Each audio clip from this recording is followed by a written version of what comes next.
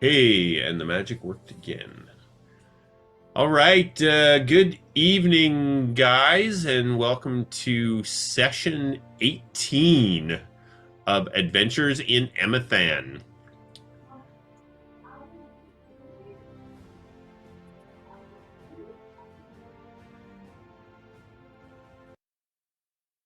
Up that other music. Sorry about that. All right, so we'll start off tonight's session as we usually do with a little recap of what occurred in session 17. Fire up our recap music. Okay, so as the last session began, it was the 37th day of the first Trigon of Nool's influence. The party had just arisen from their sleep and were prepared to depart for Old Winterberry Keep, where they were going to attempt to acquire the necessary witchwood for the creation of the Sickle of the Moon. As promised, Jandar was waiting for the party and transported them to the tree line just a few hundred feet from the keep. As the party approached the keep, the day turned dark, cold, and rainy, a change that Jandar had warned them would happen due to an ages-old curse that was placed on the keep. Inside, the party had little trouble finding the witchwood tree or catching the attention of Phelan, the banshee who haunted the keep. The party treated Phelan with the utmost respect and presented her with a beautiful piece of jewelry that Lafferty had created.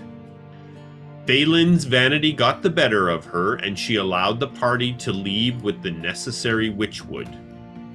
As they departed, she warned them to never return to the keep again.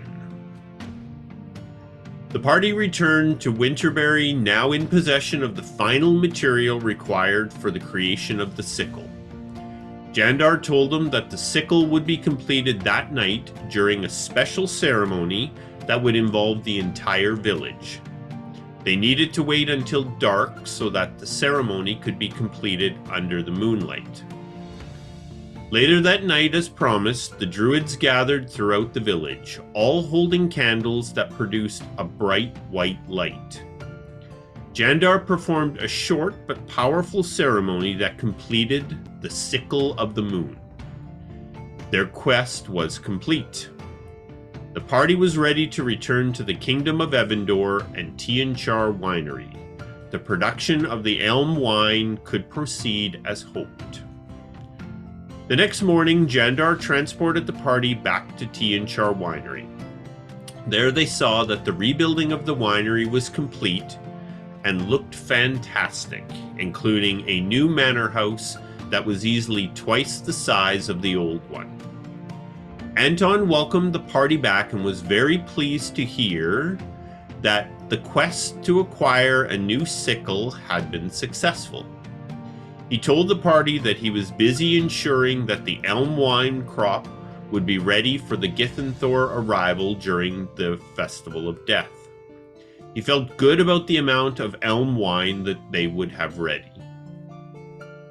After settling in, the party traveled into the city of Evandor to confer with the Penumbra Bards and the Vanguard.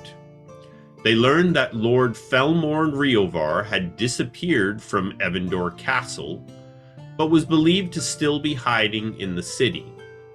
As well, they learned that a bounty hunter named Hayes was looking for Nightingale. The party traveled to the Fortune and Luck smoke shop, where, in a roundabout way, Elam Brushbelly confirmed that Felmorn would come to visit them.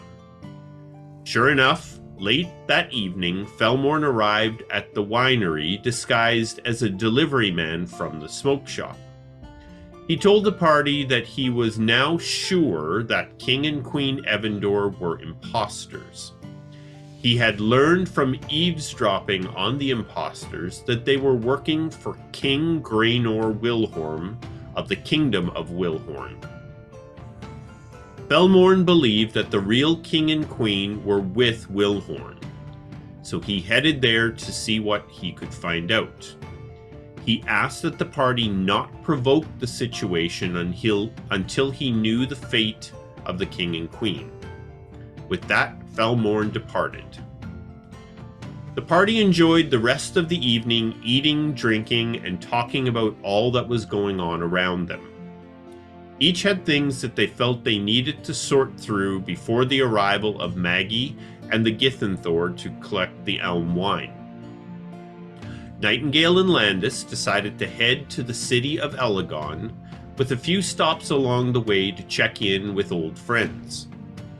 A chance for Nightingale to check in with the College of Penumbra, and a chance for Landis to complete some much-needed research. Douglan and Lafferty decided to stay at the winery. A chance for Douglan to see what he might find out about the Dooms and the imposters, and a chance for Lafferty to learn about the making of the elm wine and to complete a few of his outstanding projects. As today's session begins, it has been 80 days since the party were last all together. It is a beautiful late summer morning on the 39th day of the third Trigon of Nool's influence. The winery is busy with harvest and winemaking activities as a new day begins. The party has gathered around the same table on the manor porch where they all sat those many long days ago.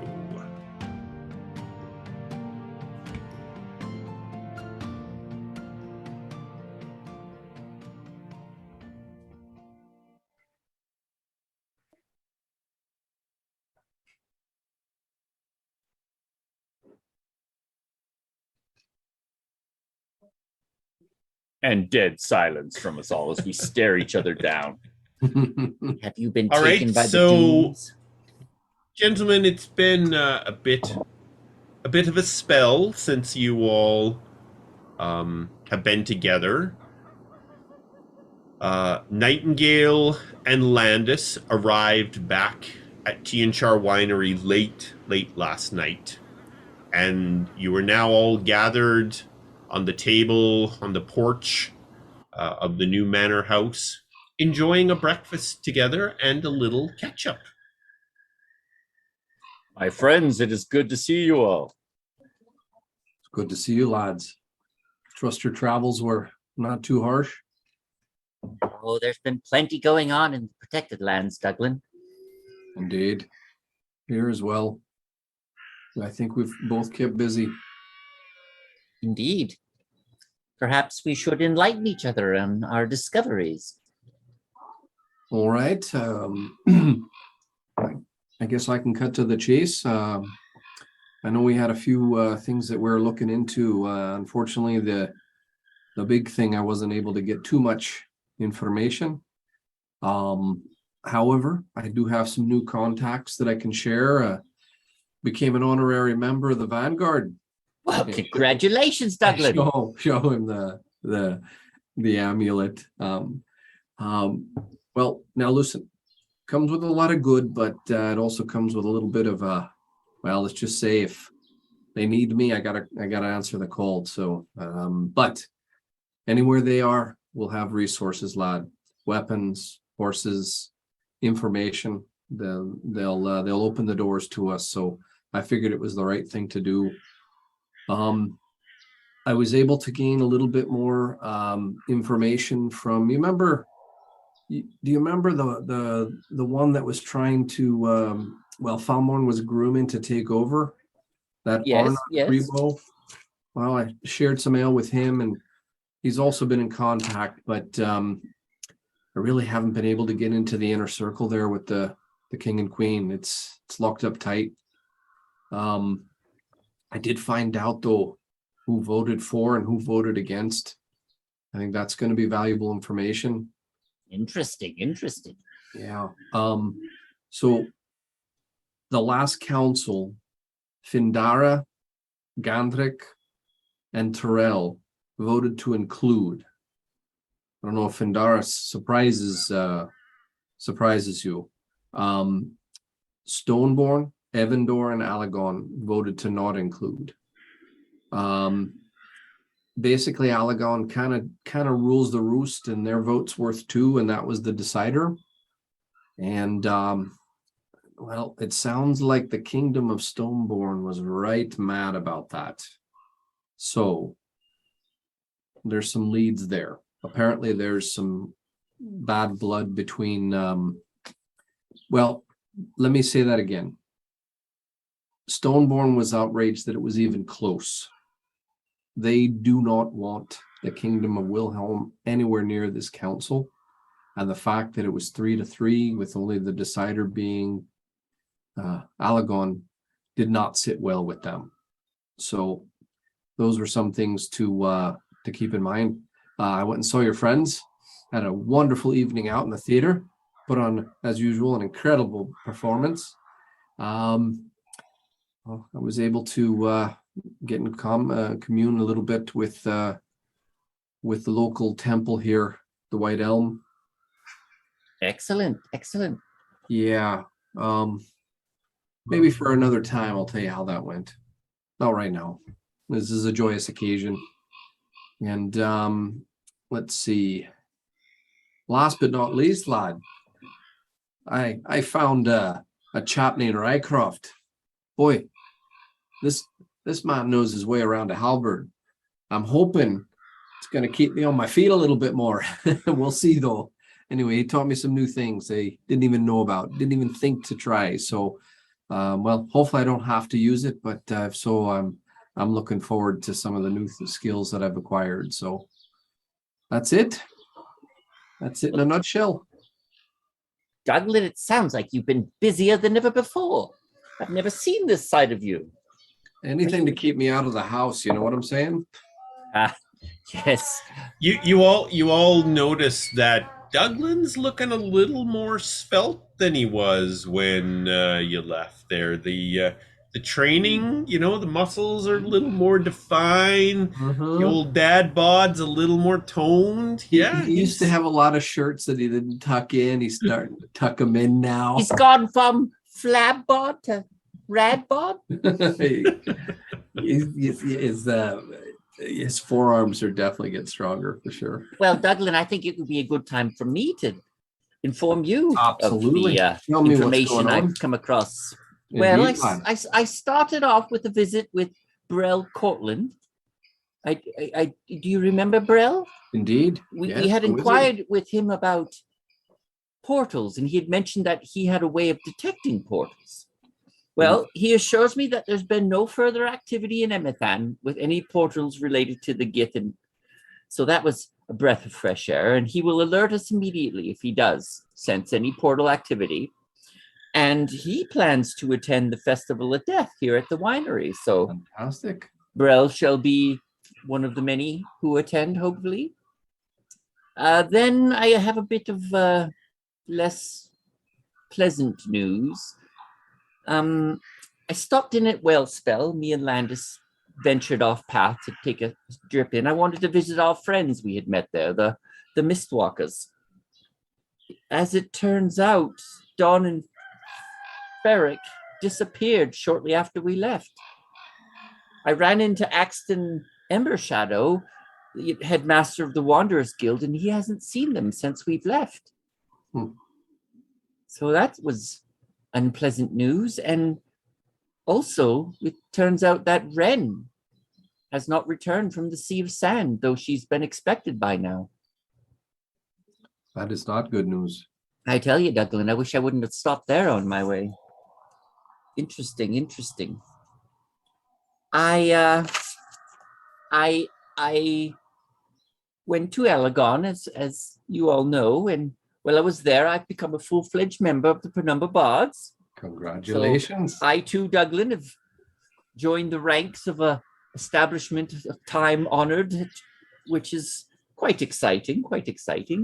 And through the Bards, I was informed that the Iceborne Orcs, who have been pounding their way along the Barrens on their way to Easterly, for some reason, they have began to move on a more southeasterly direction, almost ignoring Easterly altogether. And seem to have kind of dug themselves in the southeast corner of the Barrens, which is interesting. I think they might have found something that they think is interesting or worth protecting.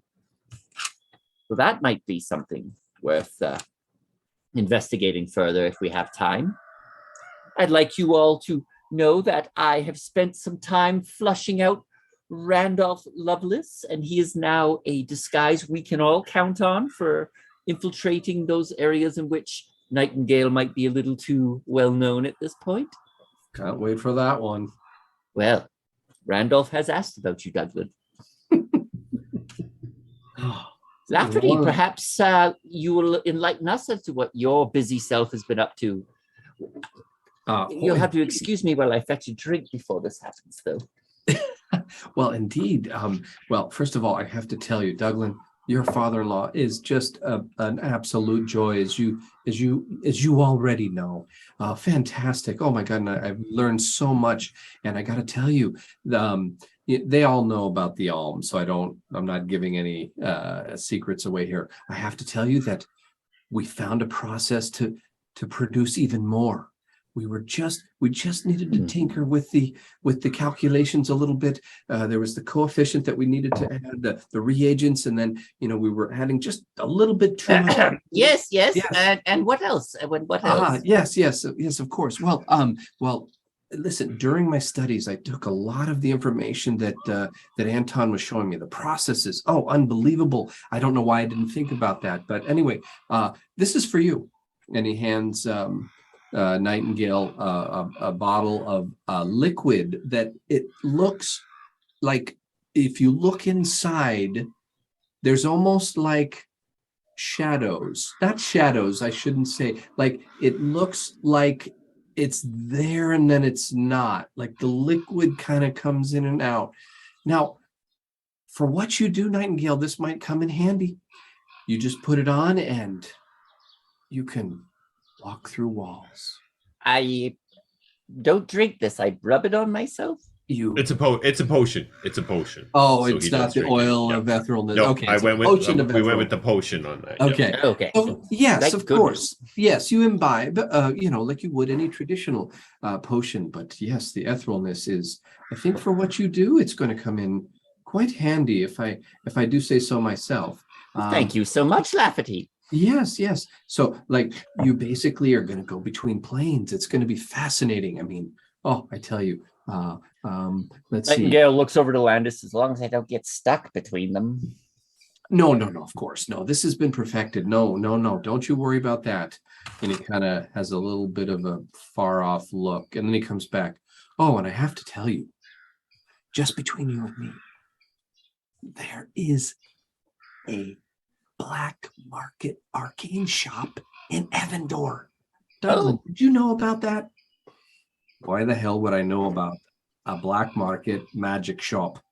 Well, listen, I was able to acquire the last ingredient I needed to make my lab. And guess what, guys? It's done. You have your lab. Oh my goodness. Landis, I can't wait to show you. I cannot wait to show you. We will spend many an hour in there, I'm sure, my friend. Yes. And he goes to grab it right now, and Douglan's like, not now, lad. Not now. No. This is time for catch up. We'll play show and tell a little bit later. That was the main things. But I got to tell you again, this Anton, he has been everything and more. I know it was terrifying and we almost died, but Douglan, I'm glad I took the job on and I got a chance to work under him. It has changed the direction of my studies. That's all he's going to say. However, you guys look at him, and although he looks like sharp edges have rounded a little bit, his skin has, instead of being pale and pockmarked, has tanned and filled out and looked much like clearer, if you will. However, somehow, some way, he looks skinnier. Like he is, like you remember him not being skinny at all, somewhat on the lean part, but he's getting almost a few less cookies and he's going to be emaciated. Doesn't seem to, be frail or anything, but if you guys look, there is a change to him. But that he won't go into that right now. During Lafferty's ramblings about how amazing Anton was, Nightingale had popped the bottle of wine and filled up Douglan's glass. Yeah. Douglan's like this. First glass to fill up was Douglan's. Yeah. Like, yeah, he's like with just a simple nod to him. Yeah. So Landis is like, yeah. Are you finished, my friend? Oh, yes, please, Landis. I can't wait to hear what you've been up to. Well, I've missed you so much, by the way. And I've missed you. You should have seen the libraries of Alagon, Lafferty. You would have blown a circuit for sure. Oh. Well, as you all know, I went with Nightingale to the Kingdom of Alagon, specifically the libraries there that we heard about, and I had always heard about from Windrest.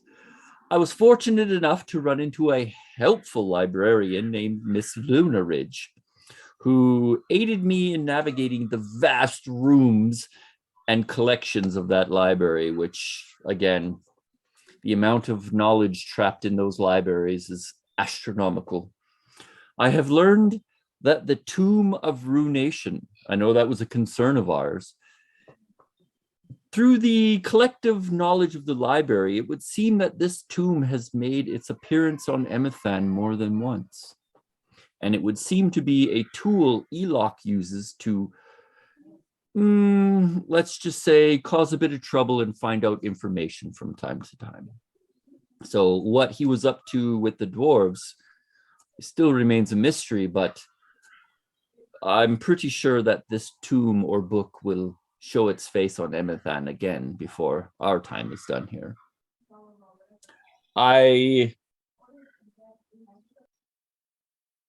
you see him struggle for a bit. He's like, and he looks over at Douglan and he's like, I was in contact with my grandfather and I relayed some information to him about the dooms going dark in Evandor. According to his insider knowledge of the dooms, this is simply a regrouping tactic that they do after suffering a massive loss. He assures me they are still active in Evandor. They are just keeping a lower profile than usual. My grandfather also has requested I make my way to Gnome, specifically Prattle Point, the Island of Gnome. There, something awaits for us that will aid us in traversing Emathan quickly, as our needs are now demanding that we need to traverse this vast lands quickly. My grandfather says he has acquired us an airship named the Stargazer. Its captain, Murphez Wigglewander, and I'm sure I've slaughtered that because gnomes have the craziest names. Oh, don't they ever? I tell you. Yeah, sorry, go ahead, Landis. He my grandfather assures me he is to be trusted. So as soon as we can make our way to the Isle of Gnome, we can board this vessel and it is ours to use at our disposal. And other than that, Lafferty, our next vacation, you know where we're going. I can't wait. Yes. Oh, and besides that, my friends, this time apart has only made me appreciate this collection of good men that much more. I missed you all. Likewise, Lot. Well put, indeed. And you're all welcome here, as you know. Well, we've got a big festival coming up. I wish I could say we can just sit back and relax, but I don't think that's going to be the case. I think something. Douglan, do we know if the king and queen are going to make an appearance here? I don't, lad. I don't. They've been invited, though, correct? Of course, we've been trying to get them out here for the last 2 Trigons. It's been incredible. They're locked up tight. I mean, obviously they know. Well, we assume they know that they might be out for them, but they're not coming out, and I can't seem to get in. So there was no progress made in making contacts in their inner circle, you had said, correct?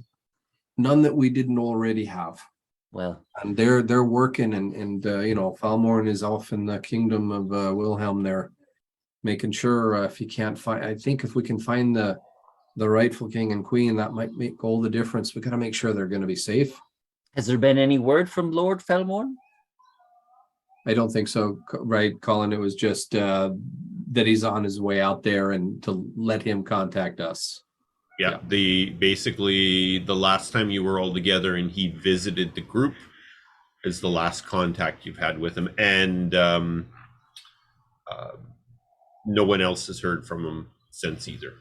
Mm-hmm. And since you mentioned Lafferty's appearance, Landis is sporting a 80-day beard. Sweet. So he's looking a little scruffier than normal. Maturing right before our eyes. Awesome. Isn't he an elf? No, Landis is human. Okay. I was going to say that would be 3 hairs. No, that's Nightingale. He's got the one hair. He's like, ooh, it's under his mask. It's all curled up in a little bow. Look at my beard. Oh, goodness. Well, so what is our next move? Just prepare ourselves for the Festival of Death and Maggie and the Githynthor's visit? I can't wait. So excited. So nervous. I understand all the emotion, Douglan, but first things first, we need to fortify ourselves without drawing too much attention in case the Githyanki also make a visit. Indeed. Yeah. I think it's fair to assume that that's what we've been doing as well. I mean, between the training and all the troops, Your connection with Savan God, they're still here, of course. Oh, yeah. Yeah, we still have all of that locked in. They know the importance of this and what's coming. What do you call it? Lafferty just wants to remind me. Yes, Anton says this was the best crop ever. Can you believe it? Nightingale's like, I'd love to try some of this new stash. I don't think so. We gotta, we have to make sure that the Githynthor have their stock. The Penumbra get some of this as well, right? No, basically the current understanding is everything that's been made has to go to the Gith. And the 2 Penumbra bards who visited Anton while you were away assured him that they understood that had to happen with this crop. Got it. Well, I can't say I'm disappointed. I would have loved to have tried a bit, but hey, we have goals and things must be met. So let's Well, if I may, Nightingale, now that you're a full-fledged member, does that mean you're allowed to have some? Well, yes. Now that I'm a full-fledged penumbra, I'm allowed to use the alm wine from occasion to occasion. All right. Because I'm hoping that bastard didn't move that. Because you remember I tried to give you a gift and you about jumped out your skin. You see behind the mask, his eyes go like just like. You don't remember, do you? I do remember. Yes, Douglan. Perhaps we should root through your stuff immediately to find it. Colin, tell me Anton moved it, please. Well, I mean, your stuff has been moved out of your little cottage into the manor house, It's now and now from lot. the manor house into your little suite above the workshop. So things have been all over the place. Yeah. We'll have to do an investigation check to see if I can find it. I'm going to roll a thrash the house check as I just dump everything. Yeah. I'm going to do investigation with an advantage, which means I'm just trashed in the place. Yeah, everything is that out. bottle. Yes. Well, what to do? We will follow suit in preparation for the festival, which is in a day or two, correct? think 2 days. Yeah, right? as you're finishing up your conversation, Anton comes walking in from the fields, and he comes up to the porch, and well, now everyone, welcome back. Boys, you got in rather late last night. It's a long road from Aragon, Anton. Oh, indeed it is. And how are your travels? Any news from the rest of the protected lands? Well, nothing of major importance to report. Nothing as exciting as the reopening of the or I should say, Tianchar winery. Sorry, Indeed. I've got wine on the brain now. Lafferty has been an enormous help to me. The lad found a way for us just to cut the wine with other Tianchar wine in just the perfect proportion. So we were able to stretch out to 51 bottles that we'll be able to have for the Githynthor. I am extremely pleased with that. Well, you've been very busy, Anton, it would seem. Well, we have important things to accomplish. Indeed. Is there anything we can do for you, Anton, in preparation for the festival? Well, I have been thinking about this, gentlemen, and I would like your thoughts on it. We have traditionally here at the winery had a small gathering, invites to some of our more regular guests for Tianchar, or regular customers, I should say, for the Tianchar wine. But with the anticipated arrival of Maggie and the Githynthor, I wonder if we should maybe forego those festivities this year. I would not feel comfortable having unnecessary people here when they arrive. Your thoughts? I couldn't agree more, Anton. And I don't say that often. We should not have anybody else here. It's all about Maggie and the Githynthor. Well, Douglan, let's just think about this for a moment. Perhaps a more selective group of people should be here. And I only say that because I know Brel wished to attend the festival, and his magical abilities are definitely worth allowing into this gathering. I'm sure his experience with the portals will be very useful, and the information he can gain may lead to further advancements in our detection of the Gith Yankee. Lafferty's like, the chance to meet the renowned wizard, absolutely, he should come.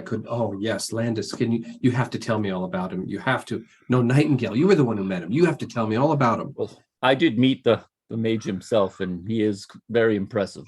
Oh, goodness. But then Douglan chimes in. Well, truth be told, though, what if he's not what he says he is? I mean, I had neighbors for 30 years that turned out to be part of the Dooms. Indeed. So I understand, but I can't let anything jeopardize the visit. Anything. But what do we do? Douglan, under that thinking, all of the Vanguard are suspect as well. It's a fair point. Now, I agree with caution, but perhaps some might have been given an allowance to join the festivities. It is clearly up to you. This is your choice. I am merely a guest at Tianchar, and whatever you and Anton figures the best route, as it is your Maggie, I fully support that, but all the help we can get in aiding them, I believe, is advantageous. First off, Landis, your counsel is always welcome at this table. Anton, do you think the festival would be enough to get the imposters out here. Instead of the regular customers, we made it about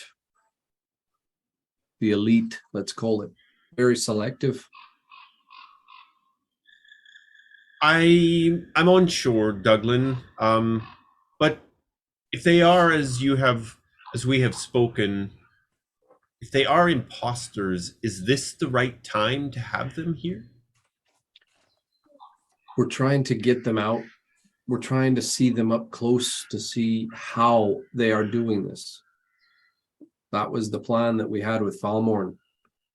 So they have rebuffed everything to get out. Well, close themselves up. If I may interject, Douglan, Felmore did specify that he didn't want us to make a move until he assured us the king and queen's location and health was known to him. So perhaps in not hearing from Lord Felmorn, we should lay off the king and queen for now. Well, I don't think we're going to make a move, but we wanted to get them out to see how they're doing this. We don't know if they're changelings, if it's magic, if it's, you know, an incredible disguise that has fooled everyone. I think that was the point, not to take any action, but just to find out. Now, have you made contact with the king and queen's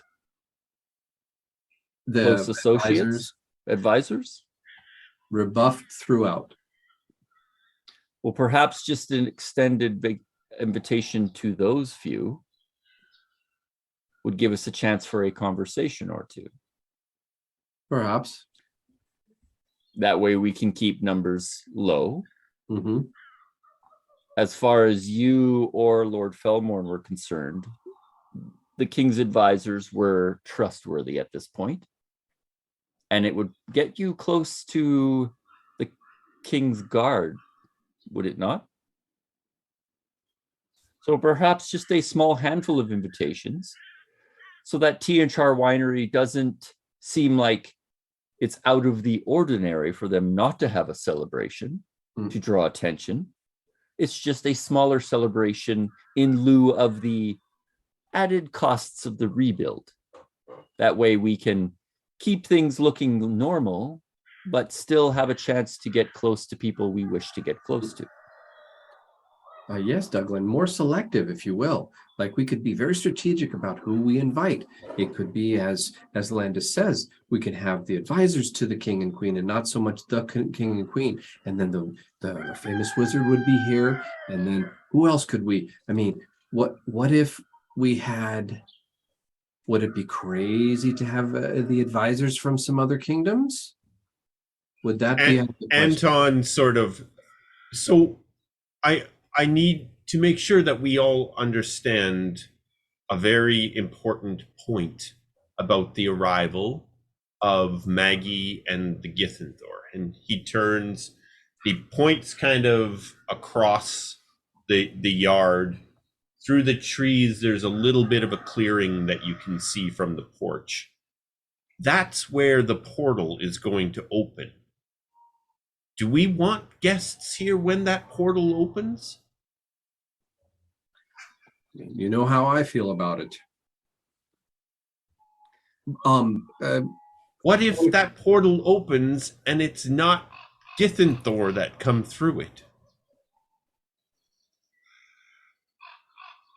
Yeah, I hate to say it, lads, but Anton has a point. Point of clarification, though, Anton. The festival and the portal should be opening up at the same time. Is this correct? The festival will run throughout the protected lands for the entire day. The largest of the festival will be in the city for us here. We've always had our own little get together to celebrate the coming of winter and the end of harvest. And like I said, we've got a few of our closest customers, but there has not been a gathering here for several years because of what's happened. I don't think anyone would necessarily miss it. As for any select individuals you feel that could assist us in the meeting with the Githyanthor, I would not be opposed to that. Colin,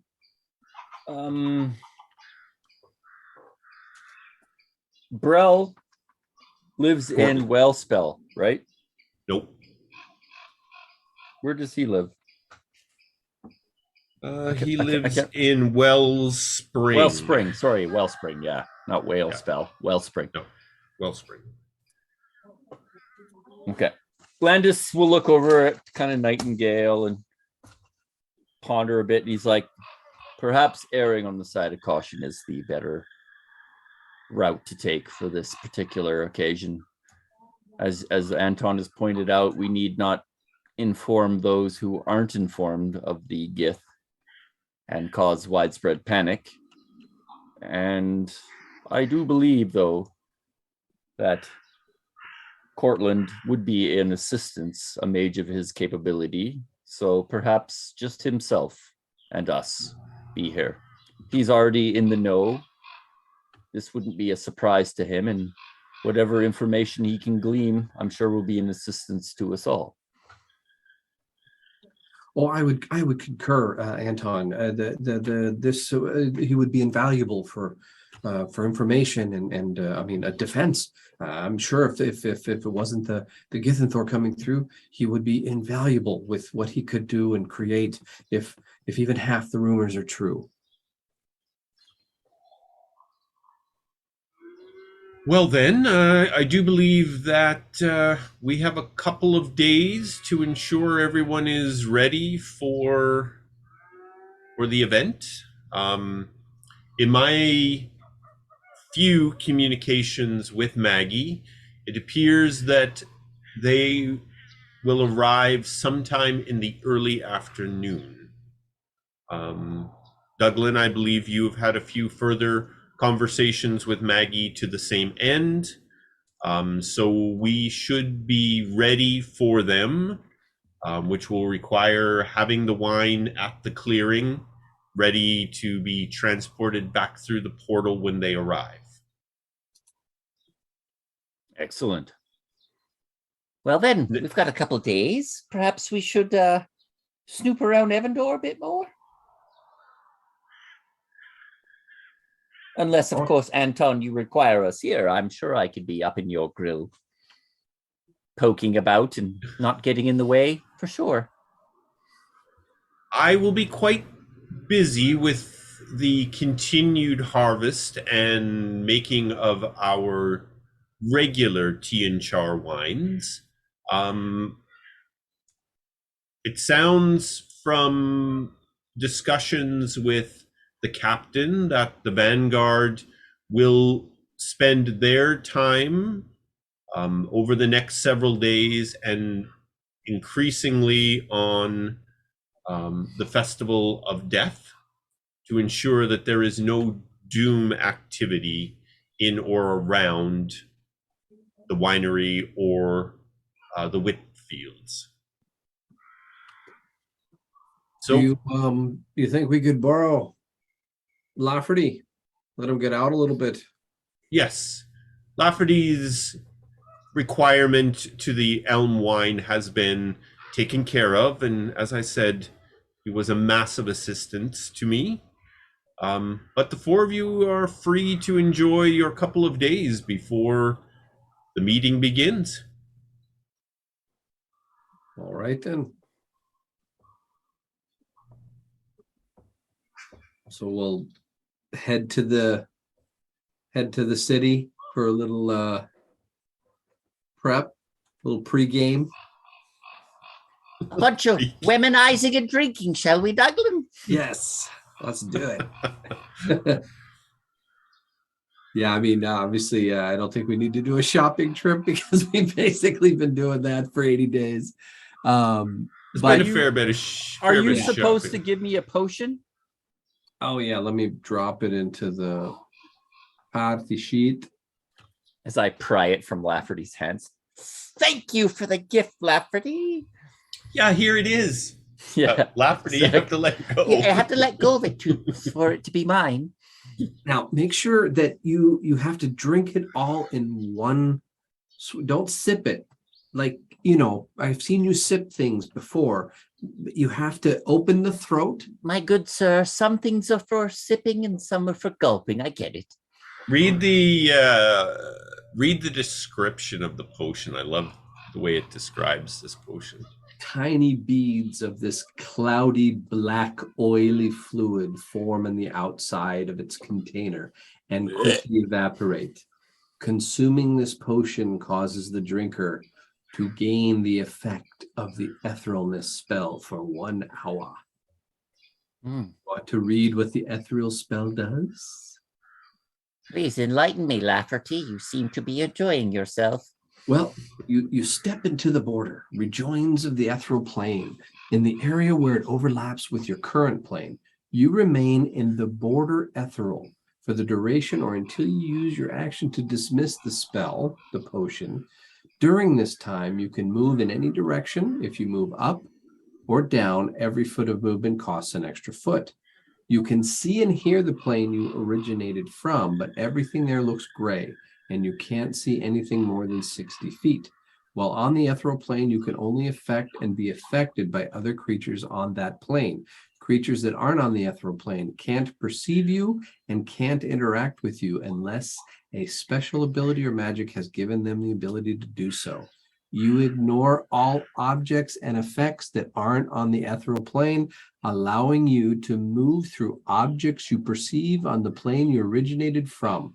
When the spell ends, you immediately return to the place you originated from in the spot you currently occupy. If you occupy the same spot, you bounce 5 feet away. So, the ultimate espionage. And essentially for our campaign, where you're actually, they call it the ethereal plane, but that's the void. It'll be the void plane. Oh, hell yeah. Oh, okay. So there'll be cloaked death in there as well with me. No. I'm glad you brought that up. Okay, You're between worlds when you see, we lessened the amount, so you're not fully in that plane. So don't worry. Those monstrosity, I learned the hard way, but I'm okay now. So yeah, but I made sure that I did not put too much of that transference, so you'll be okay, I promise. And listen, you can pass through walls, you can go up, you can go down. It is fascinating and a wonderful, wonderful ride. You'll enjoy it. Well, I will put it to good use. With a potion, Colin, it's the duration, right? There's no dismissing it. No, you're there for the full duration. Yeah, it's not a spell. Horrific ride of an hour of passing through life like a ghost. Yes. I can't wait till the day I get to down this. All right, Anton excuses himself. As he said, he's got lots of, he's busy with additional harvest and winemaking activities, and will be basically for the next Trigon. They're harvesting all of the grapes in Tianchar and making them into the various wines that Tianchar makes. What will the four of you be doing? Well, Douglan's going to say, you have you touched base with them at the theater? Not since I've arrived back to Tianchar Winery, but I would definitely like to drop in and see the news of the city's happenings for sure. Alfred and Della were wonderful, but they weren't forthcoming with information, and I get that. I'm not one of you lot, and I wasn't there for that, to be honest. I was there to enjoy an evening out. But perhaps I've been in regular contact with the vanguards and those at the within the kingdom guard and whatnot. But I don't have much else to do down there unless you want to go have a smoke, get some easterly kind. Nightingale looks in his pouch. It has been diminishing, I must say. Perhaps a visit to the smokehouse would be a pleasant surprise on this journey into Evandor. Let's do this. Allow me to stop by the theater, gather what intel I can from my friends. Then we shall head over to the House of Smoke, and then maybe a dinner out in one of the taverns to hear local gossip. Afterwards, we can return to the winery and drink ourselves silly. Sounds like a plan. I'll agree with that. There's no good logical course of action, I would think. Mm-hmm. Well, Lafferty in his head is calculating that we have 37 minutes at the theater, 92 minutes at the smokehouse. That will get us back in the afternoon at Tianchar Wineries by 7:14 p.m. If we drink for 3 hours and 27 minutes, like this is all going on in his head, right? He's not saying any of it out loud. He's just like calculating it all. And in a split second, he says, yes, let's go. Should be fun. All right, you depart the winery, all saddled up, and an hour later, you find yourselves rolling into Evandor. The city is very busy with preparations for the Festival of Death. So, essentially, during the Festival of Death, it's looked at as an opportunity to thank the three for the harvest and good business and such, and ask for good fortune as people move in and through the winter time. So it's not so much about death itself. The festival is more about the transition from the more stable, neutral, being it's Nool's time of year, into, where winter time will come and times will be tougher, and people are just asking Elok for good fortune during his influence. So, there's decorations, but it's not all morbid doom and gloom. It's more just about the transition from summer into winter. The harvest of the crop and all of that jazz. Yes. Yeah. Cool. So our first stop is at the theater. At the theater. Della and Alvord. The ambulances. Okay, you we'll say you arrive early afternoon, having sort of settled in a little better at the winery, taken the ride to town, and as often you find the theater during the day, they are busy rehearsing a new show that's coming up. This time, Nightingale will ask the others to just wait outside quick, if they don't mind. And he'll slip in and kind of make his way to Elvord's office and give it a knock instead of interrupting Della if she's on stage. Yeah, Della, you find her in her usual spot at the front of the stage, directing people and... Yeah. As to not create too much of a disturbance, Nightingale will just slip past her and head to Elvord's office. Since I've been there a couple times now, I'm pretty sure I know the way. Yep, you find the door is open. Alvord is sitting at his desk, working through some papers. I'll knock on the door. Excuse me. He looks up. Oh, my good lad! Come in, Nightingale. Close the door behind you. He'll walk in and shut the door and give Elvord a greeting. Starling, it's a pleasure to meet you again. You too, Nightingale. Please have a seat. I will sit. So I understand from conversation with Douglan that you were back at the college. Any news? Big news, my friend. You're looking at a full-fledged member of the Penumbras now. My congratulations to you. Well, thank you. Thank you. It's quite the honor, as you well know. As far as word on the street, we've got a missing wren from Wellspell. She went off to the Sea of Sand and haven't returned. So if you can keep your ears out there, it'd be wonderful. I'll do my best. So Ren's disappearance is a concern or just an inconvenience? Well, she was supposed to be back by now. You see, she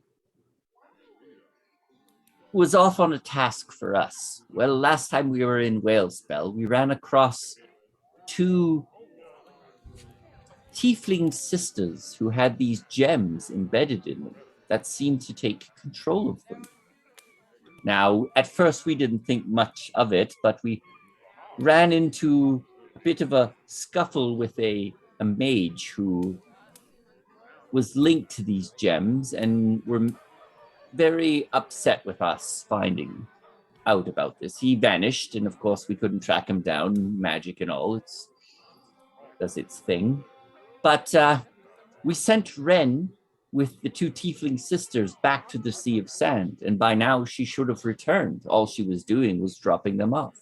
It's just something to keep an eye out for. She could be caught up in information gathering, but, you know, whenever a bard doesn't return when they're supposed to, we should all look out for what we can find. Indeed, indeed. And I would assume that the college is aware of the situation. Indeed, when I was there, I fully informed them. Well, if I do hear anything about the whale spell Wren, I will certainly let you know. Thank you. I do have an iota of responsibility for sending the poor girl over there. I have some contacts on the ships that sail these shores, and I'll maybe throw out a few feelers just to see what I might be able to determine. Other than that, the war in Easterly has taken a turn.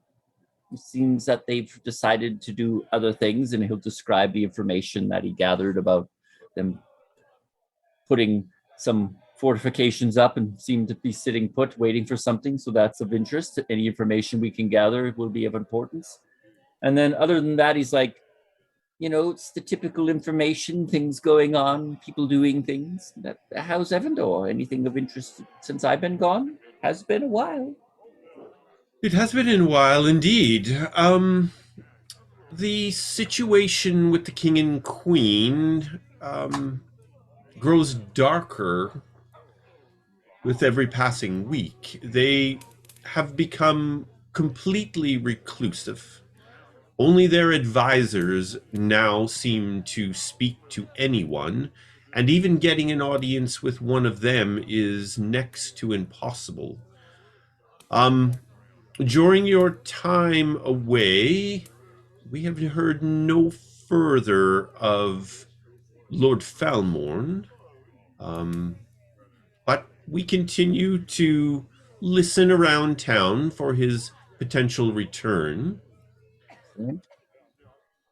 I would think the most interesting thing of note for yourself, Nightingale, is this bounty hunter, Hayes, continues to show up here and there around town and continues to be watching for you and asking about you. Again, he is asking for Bashir, correct? No, he is asking for Nightingale. Oh, dear Lord. And has only asked for Nightingale. There has been no mention of any other names, as some of the other bounty hunters seemed to be looking for you by multiple names. It is quite interesting. Well, Guess these are the consequences when you begin to build a reputation such as mine. Apparently. Now, Just watch your shoulder. with good people like you around, I always get a head start, don't I? We'll do our best. Now, Starling, I have a request of you and Ren. My friend course. Douglan, you are familiar with him. He tells me he comes and checks out a show from time to time. Yes, he was here a couple of weeks ago, I believe. I would ask a favor of you two, that you extend the same watchful eye over him as you do myself. Douglan is a good man, and he is worth protecting. We will most certainly do your bidding on this. Now, we will we will give him the same clearance we would any sparrow. We don't need to go that far. Perhaps Della and Elvod could drop him a hint every now and then. Understood. Now, do we have any bards in Wilhorn that we could check in with? I am not personally familiar with the kingdom of Wilhorn.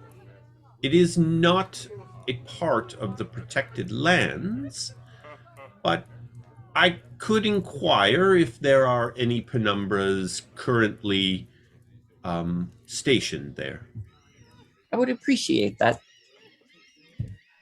Other than that, I look forward to the next show. With the Festival of Death around the corner, you must have something quite amazing prepared. Oh yes, Della has this absolutely amazing little show that will be running on the 1st. If you have time, stop by. We will comp you tickets, of course. Well, unfortunately, I do not believe I will have the time, but if I do, I'll be sitting front and center. Starling, I appreciate all of your information and keep yourselves safe. Now, without drawing any too much more attention to your establishment, I will perhaps sneak out the back door.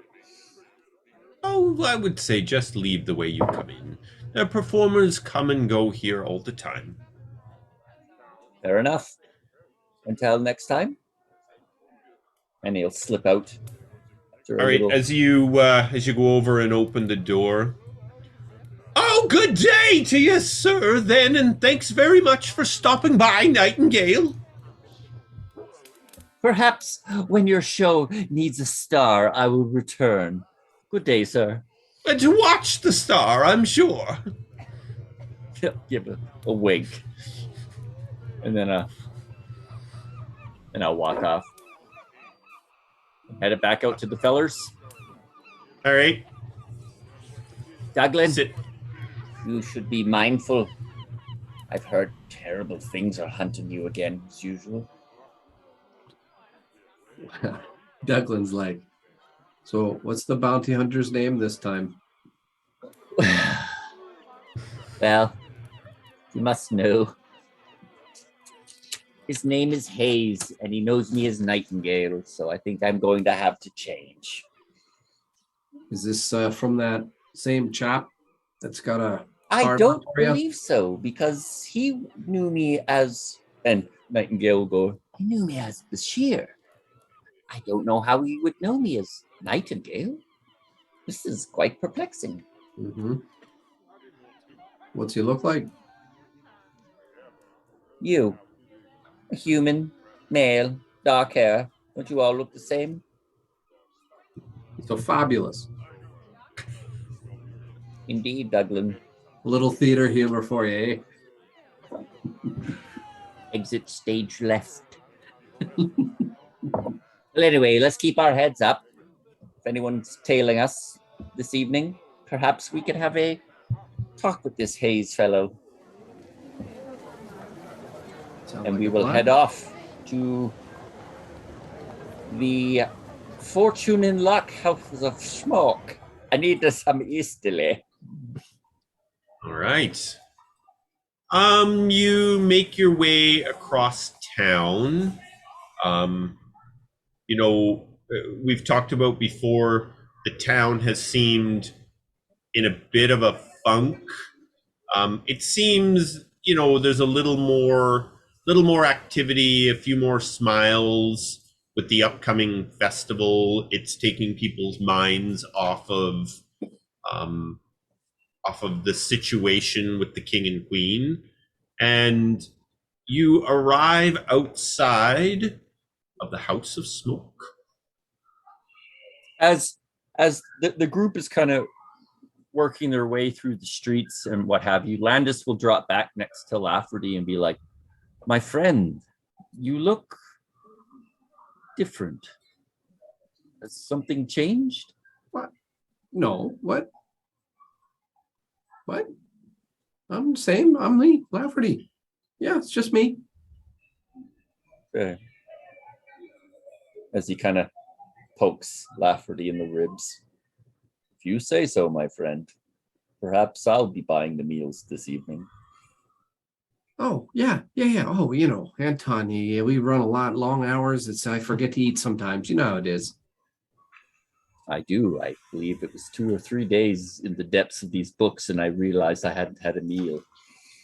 So I definitely understand. Oh, And we'll walk into the House of Smoke. Can I'm gonna act like the DM. Can he do a passive perception to see if he sees like two interesting things? Because basically he's got a shirt, but it ended right here, and there's new ink on the ends of each. Sure. You want to try a passive perception, see if you pick up on Lafferty's, or sorry, not passive perception, but perception. See if you pick up on Lafferty. Oh, yes. Oh yeah, Landis, you happen to see the new ink. I won't mention it.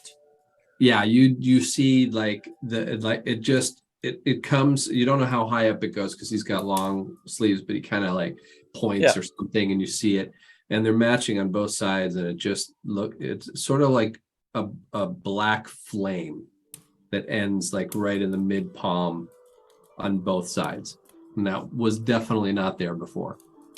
Is that all that is noticeably different, other than the skinniness and the change of texture of skin? Maybe the eyes are a little different, like Little wilderness behind those eyes now. A little bit, like the pupils, like if you were to look super close, you would see sort of like almost like a solar system in there. And with the nat 20, you're going to get an abscess tooth in 3 years. Yes, you know exactly what's going on. You better check your prostate, right? And and you're a little bunged up. You might need to add a little fiber to your diet. Little tomato Cool. juice. Very cool. All right, you arrive at the Luck and Fortune smoke shop. You make your way inside. It just happens the place is empty, and Elam is behind the counter chopping tobacco leaves, it would appear. When Nightingale walks in, it'll be like in a Corey Fairbanks' accent. "I hear you sell a fine pouch of Easterly." Elam looks up from his work. "Well, of course we do. And you would like some?" Douglan follows behind. "How you doing, Brushbelly?" "Good, Mr. Douglan, sir, and yourself?" I brought your number one fan here. Make sure you take advantage of him. Number one okay? Easterly fan, I understand. Yes, indeed. Yep. Make sure you take advantage of him, okay? He can't do without this stuff. Oh, for a customer as good as him, I'll charge double. Yes. Perfect. How about I pay full price and we just call it even? I promise not to take anything. You've been away for quite some time. Douglan, I think he's talking to you. Oh, me? Talking me. to talking to Nightingale. The easterly queen. yes. I've been to Alagon. Oh, fantastic! And how are things in Alagon? Things are peachy. The kingdom is doing well, and nothing out of the ordinary as far as I'm concerned. Oh, I did visit it once myself to find some very rare tobaccos, and it was a wonder to see. It is a marvel of the protected lands. Now, Easterly, may I sample your selection? Well, of course. Elam hops down off his stool and goes over to one of the many glass jars that are up on the walls. And he comes back, he lays it down. I kind of described before, but there's big comfortable couches and chairs all around the center with a big round table where people can sit and sample some of the tobaccos before they purchase them. And he pulls out a little bit of the tobacco, leaving it in a little bowl there for you to prepare your pipe. Well, Nightingale's like,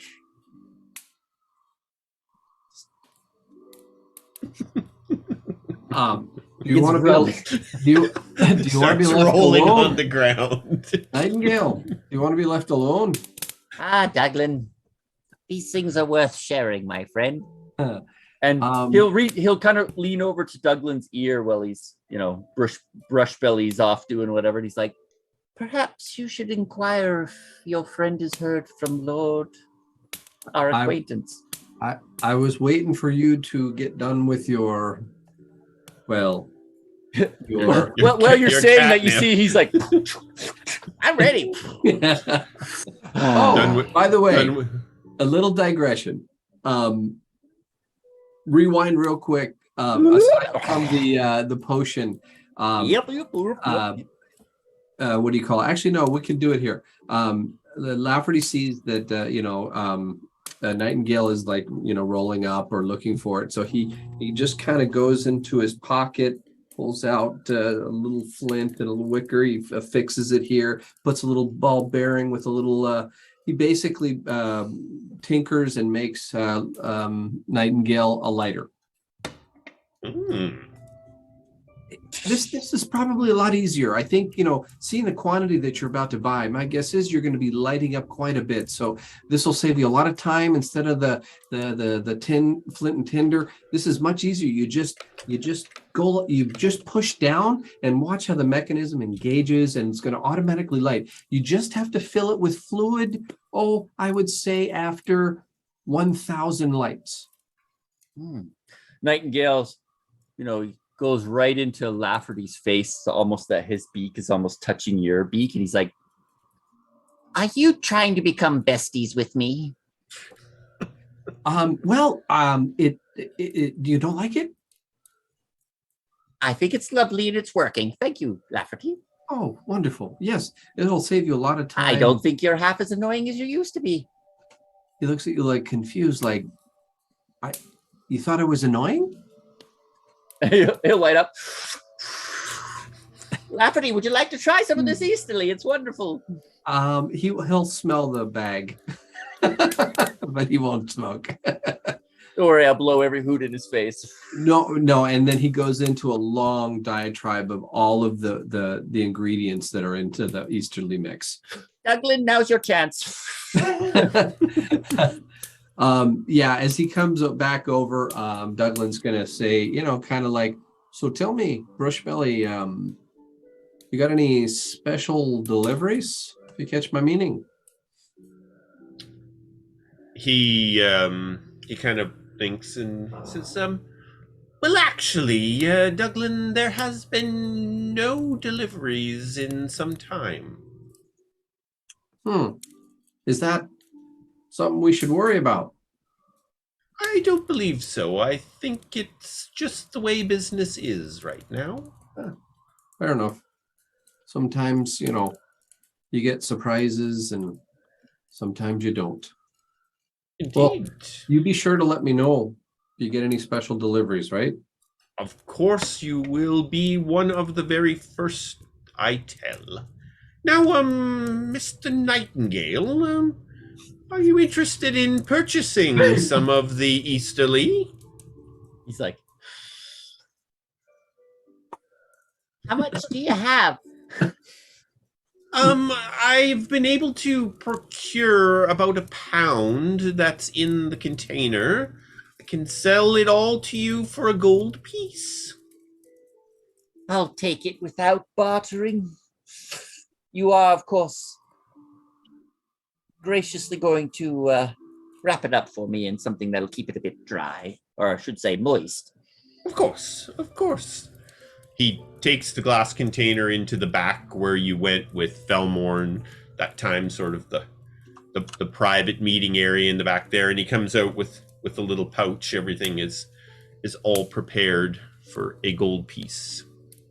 Nightingale will flick him 2 gold pieces. Oh, see? Double the price. I told you. I wouldn't argue with a man who has as fine a tobacco as you. I thank you very much. And please check back from time to time. Well, I'll admit I'll be good for a day or two. Good Lord, lad. A pound in a day? Well, it's not the halfling weed, so he'll... Yeah, it's just the tobacco. Oh, goodness. We'll get up and Yep. leave. Yeah. Yeah.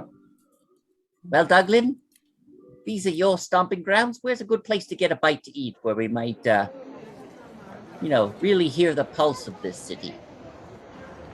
And perhaps not run into the bounty hunter.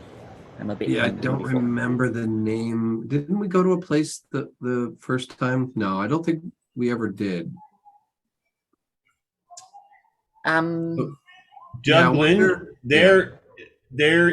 the place that you a place that you have for many years like to go. It's a little higher end.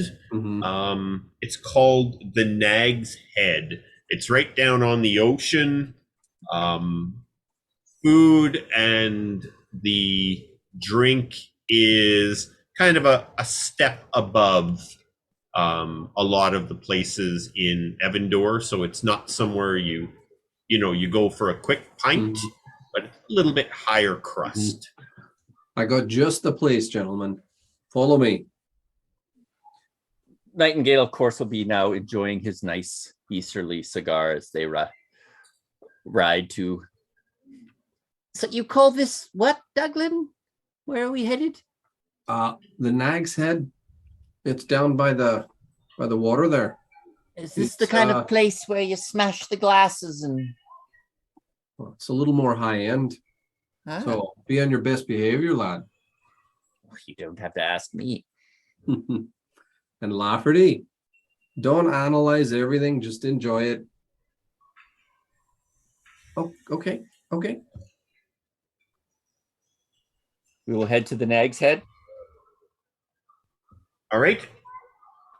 You make your way down to the waterfront, and this is the area of town where you boarded your ship that took you to Vargas. The Nag's Head is sort of right down towards the end of the city, still within the wall, away from the hustle and bustle of the ships, the passenger ships that are coming and going. Very ornate building, with lots with a theme that's very nautical. And you make your way inside. It's now mid-afternoon. It's a little quieter in the Nag's Head right now than you would find it, maybe in a few hours when people start coming to eat. But Cool. it's still, there's lots of room. Okay. We will find a table that's, not secluded, but not in the busiest parts of the establishment, if possible. Yeah. So this place sort of caters a little bit to privacy. So there. It's like a booth, but there's just a table with chairs. It's like little pony walls that separate the place all out into little private dining areas. Perfect. We will take one. And I would assume, Douglan, this is a place you wait for the waitress instead of flagging her down. Indeed, they'll be here. Don't worry. You guys are in for a treat.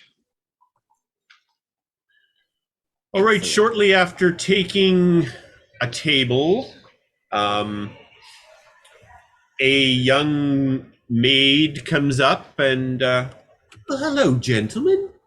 Welcome to the Nag's Head. Drinks, food, or both? Both, my dear. Set us up. Excellent. We do have quite a few options as far as food and drink go.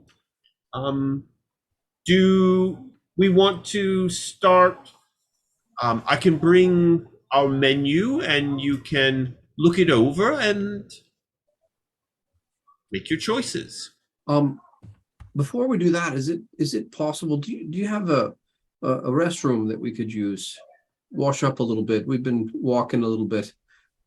Absolutely. It's just in the back.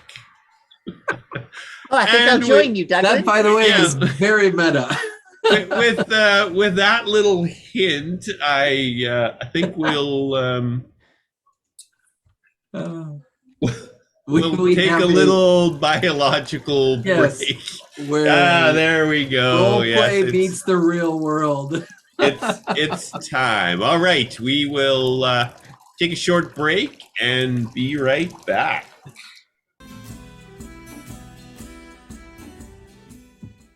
All right, gentlemen, we are live again. Back in action. All right, after you return from the facilities, Ella has left a menu at your table.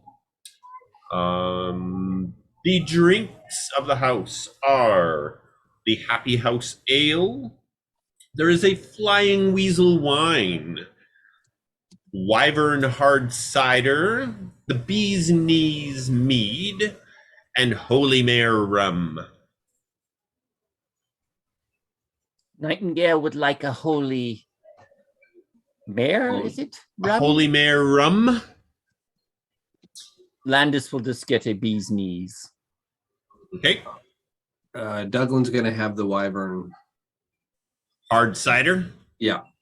And then Lafferty will have the Happy House. Happy House Ale. Excellent. Ella heads off and to get your drinks. Douglan, do you think it would be a good idea to draw this headhunter out? Well, we've got some time. Well, it's funny you mentioned that. I was going to wait until we had a couple of drinks in us to discuss something like that. Maybe it's better to meet this fella on our terms instead of on his or hers. Indeed. I could make a show of it in a few places. Let the word on the street know that Nightingale is back in town and perhaps where he might be staying. Not the tea and cha. Mind you, we could rent something around here so we don't get blood everywhere, but Yeah. you know, something along those lines. Yeah, let's keep the winery out of it. Yeah, let's start tonight. Douglan will loudly, as we start to drink, he'll say his name. Nightingale, you stick in the mud. Nightingale, you're so funny. Make sure that, several tables around can hear. But in the meantime, how do we set the trap? Perhaps we use the Vargas setup. Explain that again. We get a room. Landis leaves a few eyes at the front door. Lafferty gets a little Pez action on the go, giving us a head jump, and just set a trap for the man. Poor Nightingale, alone in a room, ready to be assassinated. Something like that. Lafferty's like, a few things that we could do, a few tools, if you will. First of all, I can make a potion for Landis, for Douglan, and for myself, and we could, we could pretend to be somebody else, or we could all leave, right? Like the three of us, we leave drunkenly loud and say goodbye to you, and but we circle back around as other people, right? And so we come back to maybe if the tavern or the inn has a tavern, we stay in the tavern as other people, and then hopefully he tries to attack then when you're all by yourself, right? I could have Pez outside looking for someone coming in, and then maybe Landis, your little fella there could keep eyes on the inside of the room. It's just a thought. How long do those potions last, Lafferty? Well, it's only 10 minutes. It's just enough to get us in, right? Or someplace where we're not. Like, I think the key is we want to make sure that he thinks you're alone or she thinks you're alone, right? Indeed. I see where you're going with this. Perhaps disguised as someone else, we could get the room next door. Right. We're other people. Yes. Right? Because we're not associates of Nightingale. No.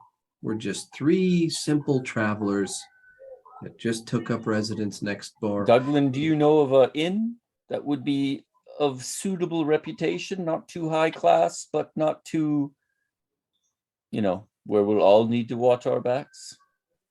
Oh, I think I can come up with something. In the meantime, let's put on a show that we're tying one on here. But speaking of a show, perhaps I will perform. Oh, yeah, they usually have their own, but the great Nightingale is here tonight. One night only. Special appearance. I Absolutely. couldn't agree more. We'll wait for Ella to return with meals. My lip reading skills aren't too great. Thanks. So Ella arrives back with your drinks, and she says that this afternoon they have a very fine fish stew with bread and butter available if you're interested in eating. Nightingale will be. Do you have any pheasant, duck, chicken, anything? Don't until dinner time. I'm sorry. That's all right.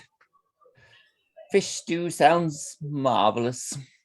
And Ella, who would I speak to about offering up a free performance for the fine patrons here? Oh, if you want to perform, it's pretty quiet in here. Take the stage. Well, I'll see what I can do while we wait for dinner. I need another drink before we do that, Nightingale. Well, don't worry, Another Douglan. round then? Well, after Yes. Yeah, definitely. If he's singing, I'm drinking.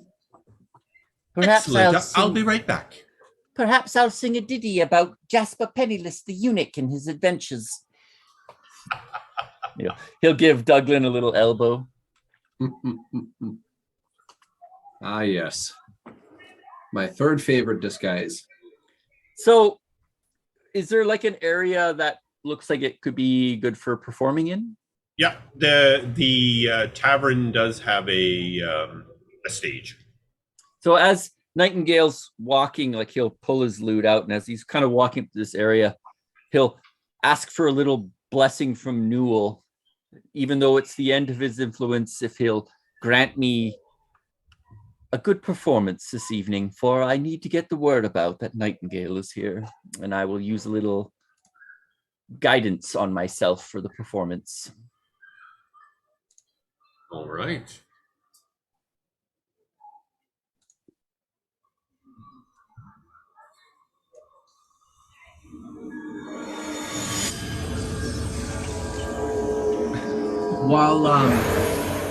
Yeah, nice. Did anybody else hear that?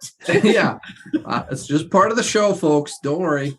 By the way, when Nightingale goes, Lafferty is going to be scanning the room with his perception-like talents. Okay. So Nightingale will get up on stage and he'll light up a cigar while everyone's just kind of wondering what this strange person is, and then he takes the cigar and pokes it in the frets of his lute. It's Eddie Van Halen. It's getting ready to perform. Nice. And using prestidigitation, with his last puff of his cigarette, he blows this smoke out, and it seems to just haze the room over. And shapes can seem to kind of wispily move around, and he begins his performance. And it starts off a dark tale of danger and adventure. This group of adventurers who are fighting a force unknown from another parallel universe, or something along those lines. And I will roll for a wonderful performance check. Let's see how your performance fares, shall we? Nice. Oh, very nice. And that wasn't even using the guidance that was supposed to be there. That's okay. It's okay. It was okay. It was great. Yes, it is. You capture the room quite nicely. Everyone stops their conversations and kind of peeks up over the little dividers to the stage in the corner, and you get quite a few claps from those who are enjoying an afternoon beverage and some lunch. I'll stand up. Ladies and He gentlemen. bought it, but he liked the song. He bought it, but he had to tap his feet. The name is Nightingale. I hope to see you all at my next performance. Location to be disclosed later. And he'll walk down, join the others, pull his cigar out of his lute, finish it off as he walks back to the table. Okay. Making sure he stops in at a few tables and be like, I hope you enjoyed your performance. As he works his way back. No, he doesn't even care what they respond. He just moves on. I did that performance just for you, and keeps walking, sits back down. He's like, okay, is that fish stew here yet? Shortly after you have a seat, your food arrives. People are starting to fill up the Nag's Head now, as it's getting later in the afternoon, and people are coming in for some drinks and supper, and more drinks and more drinks. Nightingale will be like, Douglan, I hope you noticed my performing has gotten a bit better since the last time I gifted you with my performance. Well, let's just say this time I didn't, want to stick a dagger in my ear. So I'll take that as an improvement. you've been practicing. Overgrown tin can. No, well done, lad. Very good. I didn't get you to stick me in the ribs. I wouldn't be able to fit my head in the room, Douglan. I appreciate it. we'll eat up. I'm sure it's a lovely meal. Order a few more rounds of drinks. At this point, though, Nightingale's not going to be drinking the hard stuff. Okay. The hard stuff was just for the performance anxiety. Now he'll get maybe like switch to what that light stuff Douglan's been drinking. The wyvern stuff. The wyvern hard cider. Yeah. How hard can some apples fermented be? With a drop of wyvern poison. Just to keep it interesting. Yeah. All right. The tavern is pretty filled up now. We'll say that it's late afternoon, edging into early evening, and You guys got a little bit of a glow on from your drinks. So I think Douglan's going to try to find that. What time of day? Sorry. It's late afternoon, early evening. Okay, yeah, I think if we could find that tavern that would sort of that'll have both. I think we should. I think enough attention. Hopefully, we'll draw him out. I know it's your first day back, but if this guy's had eyes on this city for you for a while, it could happen quick. And he probably was watching the For theater. Yeah. Yeah. Okay, let's head. To the random name generator tavern and inn. So are you looking for a place just close by, or back towards the theater, or what? I don't think the location versus the setup. We want to have an inn that has, a decent sized tavern at the bottom. And the plan, for lack of a better term, is we're all going to get, Nightingale to his room. We're going to loudly say goodbye. We're going to, I'm going to put on the act that we've been drinking pretty heavily, right? Kind of all arm in arm, blah, blah, blah, like that. And then we bid him adieu. Go around a corner, we drink some potions, and then just, like one comes in and then the other two maybe as different people and try to get the room door. Yeah. We're looking for the least strategic inn you can get, where sneaking in through the windows and slitting people's throats would be, commonplace. So just down from the Nag's Head, in the same area of town, is the Ore House. So down on the Ore. Ore. Yes. Sorry, Douglan, you said what? It's the Ore House. Is Lafferty even old enough? Well, technically in elf years, no, it would translate to underage in human years, but yeah. We will head to the Aura House. The Aura. Okay. Pretending we're all drunker than we are. Yeah. So the Ore House, it sort of caters to sailors and merchants and stuff that spend a lot of time on the docks. So they're not a crude bunch, but they're not a polished bunch either. It's not Excellent. Ruffians, but you've got your higher end. You've got your sailors who have a little more coin than the average sailor, and then merchants who work the docks here. Perfect. We will stumble in and get a table, something in the center of the room. Okay, you were there. Nightingale will call over a waitress. Madam. Yes, what can I do for you? My dear, what's your name? It's Anna. Anna. My friends and I have just come from the Nag's Head, and I'm parched from the long journey. Would you get us all a round of ales, please? See a bit of a puzzled look on Anna's head, since the Nag's Head is about a 5-minute walk. Nightingale looks at her and cuddles her to come down. Any excuse to drink, my lass. Of course. I'll be right back. Forgive my friend here. He's going to need a room for tonight too. Perhaps it's better we take care of that now. Oh, speaking, who paid the bill at the Nag's Head? Douglan. I think Douglan would. Yeah, Douglan for sure.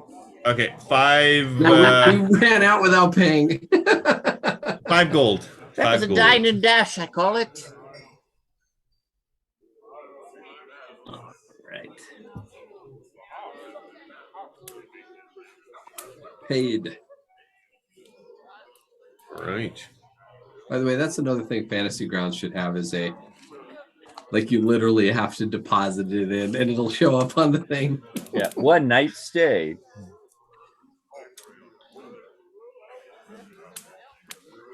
Sorry. So before Anna departs, what is it I can get you all to drink?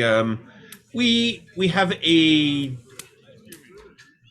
dark amber malt and a honey mead are the two drinks we have available tonight. Sorry, no wine. We hope to have some later tonight. There was some boys in earlier today. They polished it off on us. Anna, what's the house specialty? For drinks or food? Drinks. The dark amber malt is our house specialty. And we'll take 4 of those. Excellent. And generally our policy here is I'll keep them coming until you tell me not. Anna, my dear, this lad's going to need a room.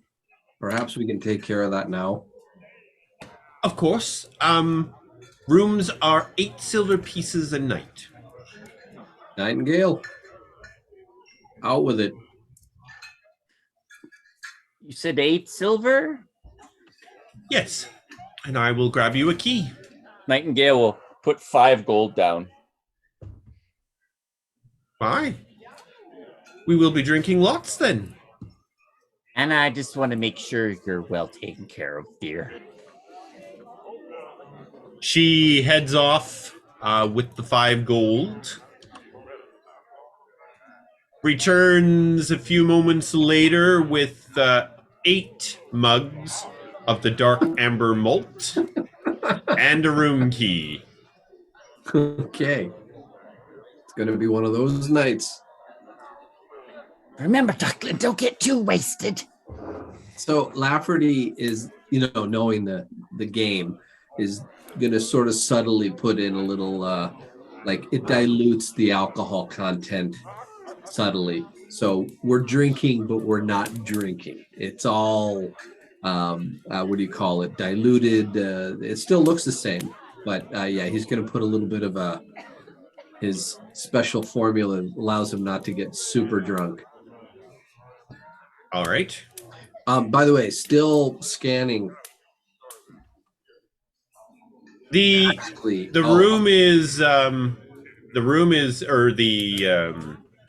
inn is packed, and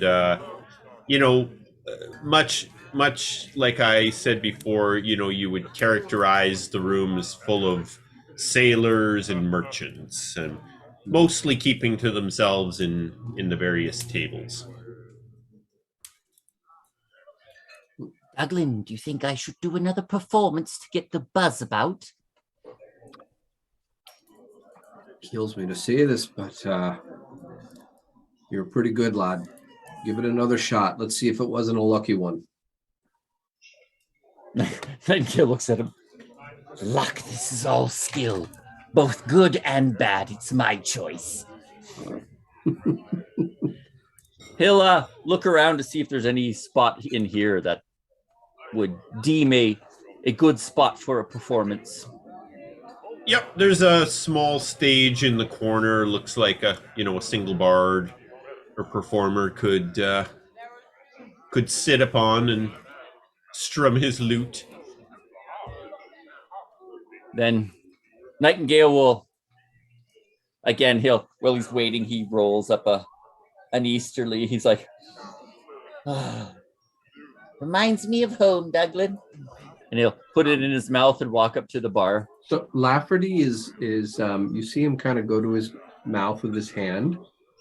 He speaks into it and then goes like this to Nightingale, and a message reaches him. Sir, perhaps the performance shouldn't be great, if you know what I mean.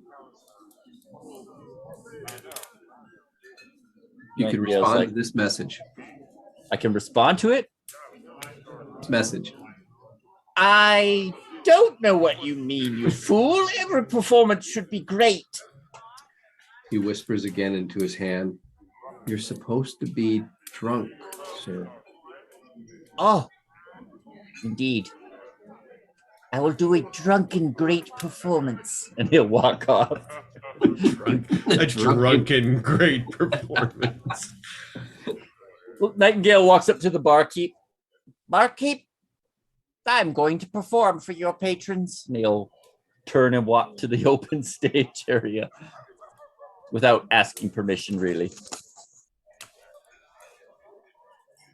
And then he'll pull a chair out from a table, if someone's standing up or something, so he has something to put his leg up on. And he'll put his lute up on his upward leg and pokes it in his lute again. I just love that. That's just perfect.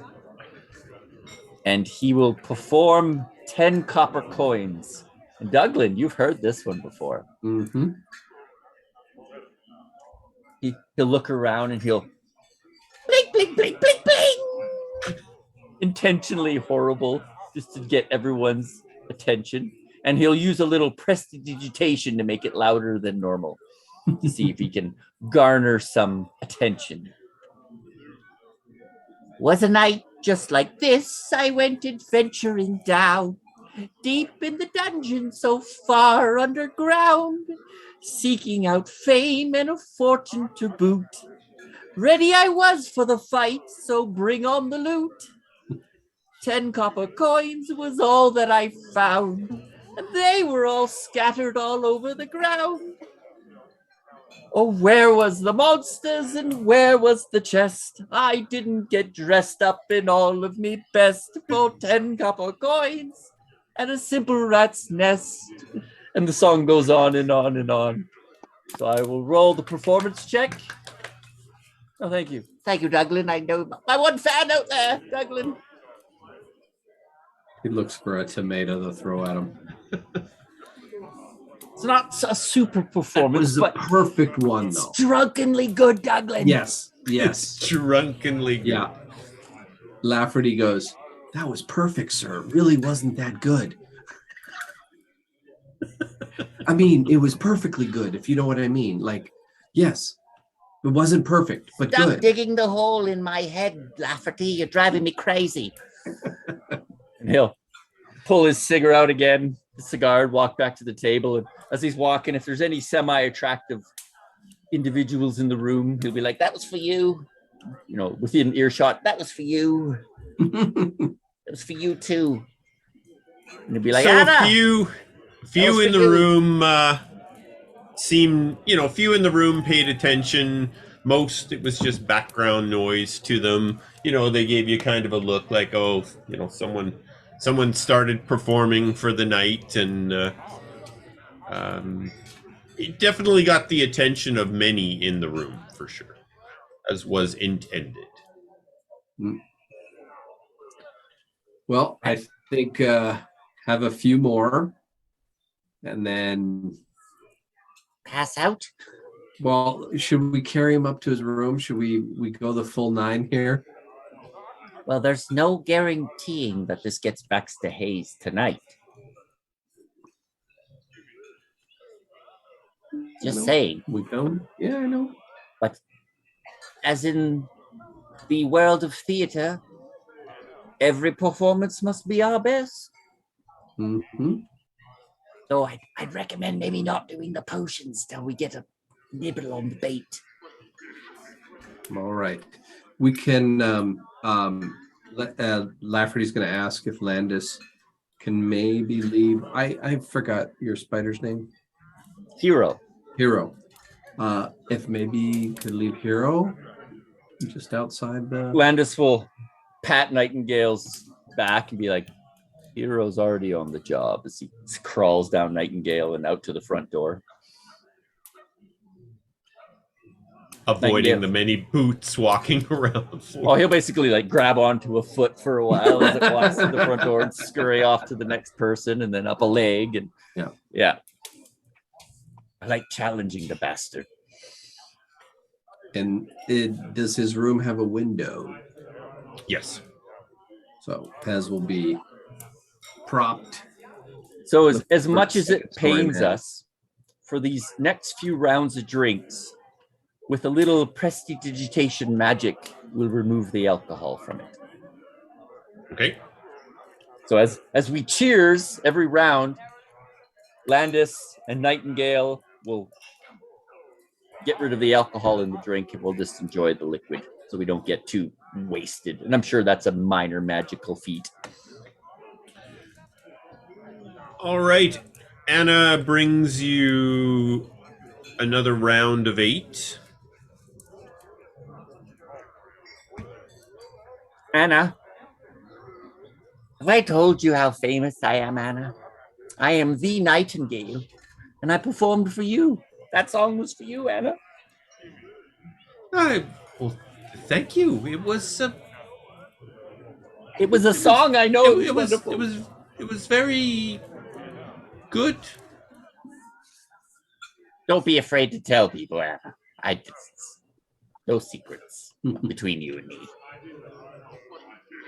Well, as they say, the more you drink, the better you sound. So drink up. Douglan laughs. Well, you're really playing your part, Douglan. That one's free. So what time are we roughly now? It's sun's just about gone down. You're sort of mid-evening, be 8-ish sort of thing. You've been there drinking and performing and looking real drunk. Well, Let's set the bait. it's an awkward feeling when you're the worm on the hook. You're used to it. So, yeah, why don't we pretend to carry him to his room? So, as we're standing there, Nightingale goes face down on the bar. As he's whispering, "Don't forget my loot, don't forget my loot." Yeah, the others will carry him up to the room.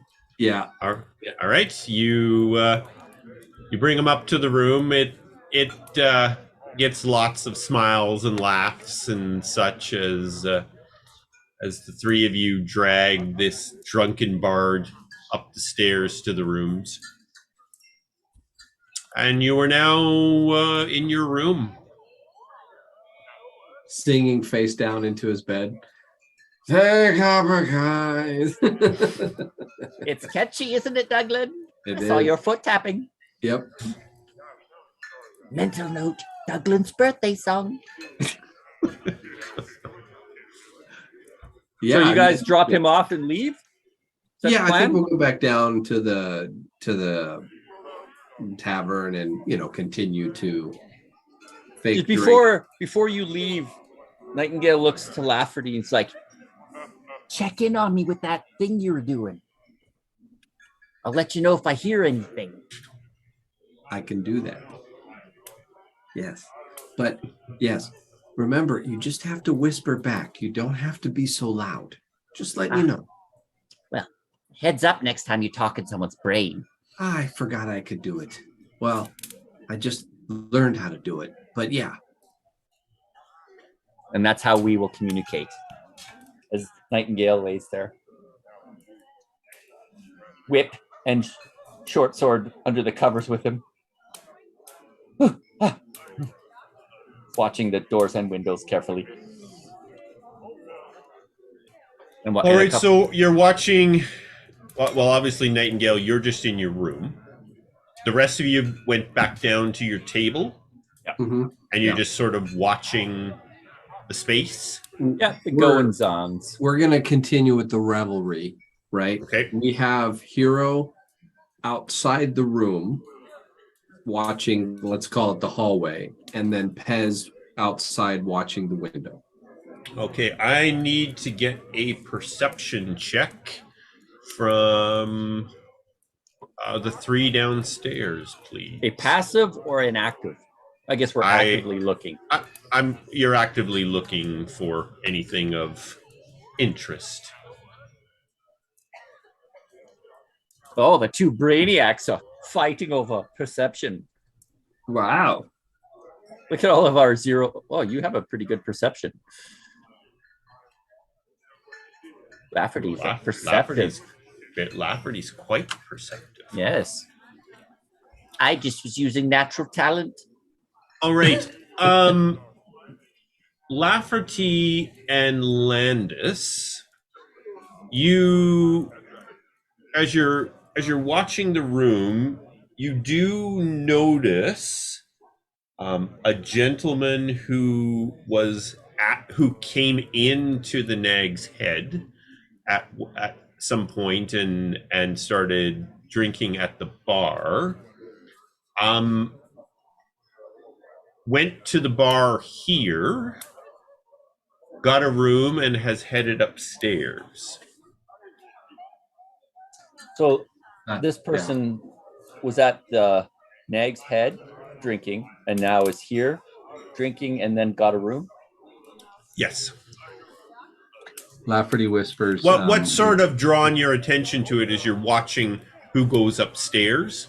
Yeah. Yeah. And you're like, that guy has been sitting at the bar here, and I just realized he was over at the Nag's Head as well. Does he look like a nondescript human? Yes, he looks like a very nondescript human. He is very nondescript, like really, really, really nondescript.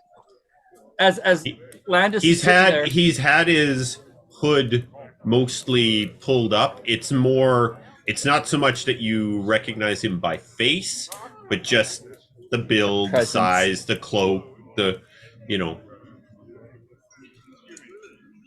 Landis will kind of do this kind of thing where he's like, and he'll close his eyes and start looking through Hero's eyes. And he's fallen asleep at the table. Lafferty's going to whisper in his hands that someone's coming up.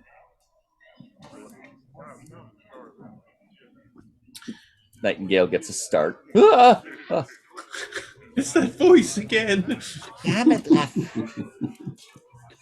Okay. Maybe just give me a little bing before you speak. So we will prepare. All right. Nightingale. Obviously you are listening for this now, and someone stops in front of your door and is very quietly inserting a key Into my door? To his door. into your door. So like Hero's sitting there looking down at him and Landis is like, yeah, he's right at the door. Yes. So Douglan, he went basically straight to Nightingale's room and has produced the key and is putting it in the doorway. Okay, Douglan's not going to go up the steps yet, but he's going to get up and just kind of like make his way over. It's a stairway, right? Yep, there's a stairwell. Yeah, he's just going to kind of wait at the base of the stairway, and he's going to ask as he gets up, guys, see if anybody watches me. I want to make sure they don't that this guy doesn't have backup. So he's going to walk to the stairwell and just kind of pretend like he's, holding himself up. And does anybody sort of take notice that we would find odd? This would all be Lafferty. It's Nightingale or Landis has his eyes closed. Lafferty will do that. Okay, let's get a perception check from Lafferty.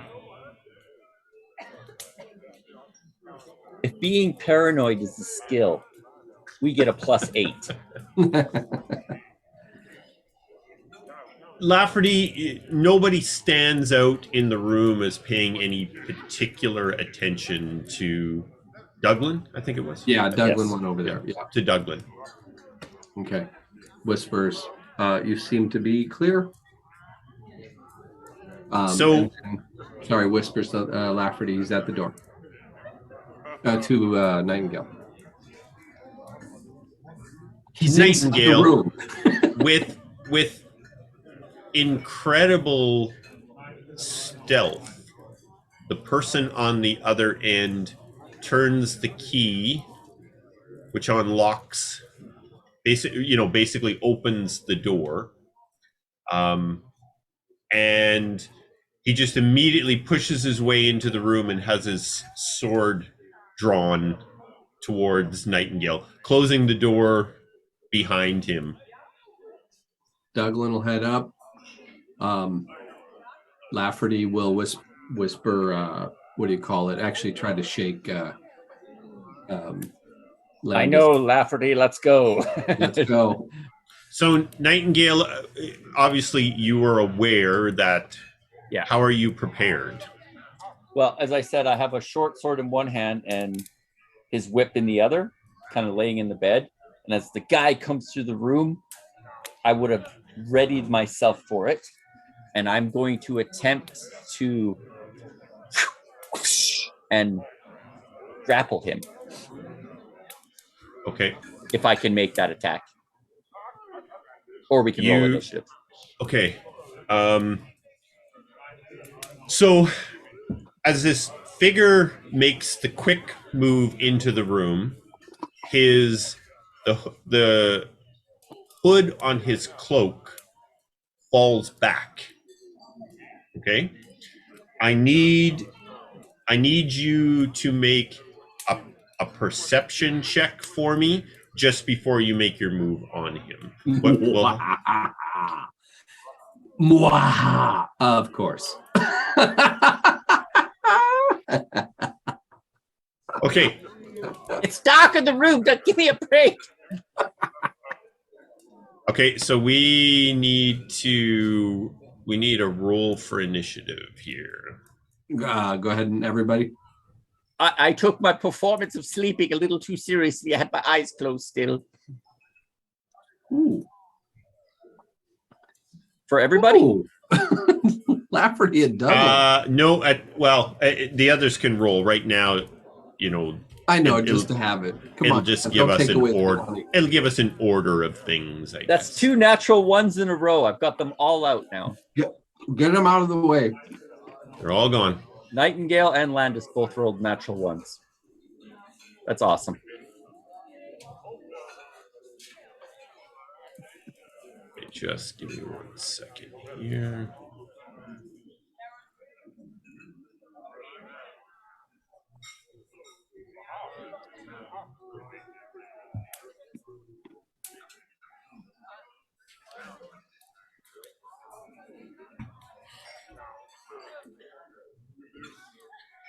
I just gotta roll some initiative for my boy. Do I still get the ready to attack?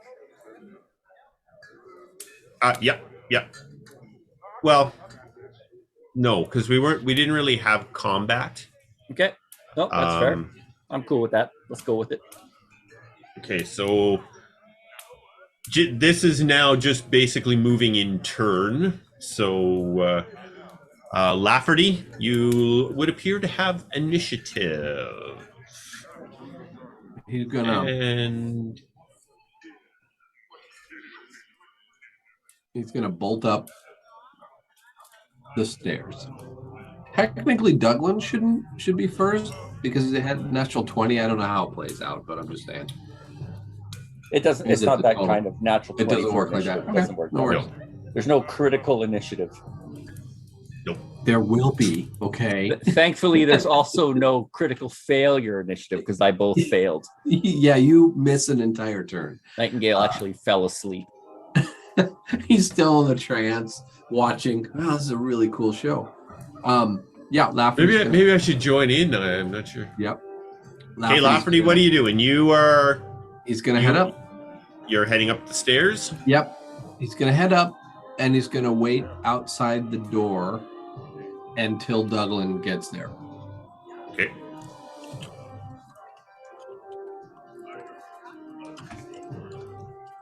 All right, that takes us to Douglan. Taking like 3 steps at a time, he hauls up, and I don't know if he's enough movement to then open the door. If not, tell me where I'm at. Okay. No, so you're about 2/3 of the way to the room. Got it. Obviously, take a dash action and get as far as he can.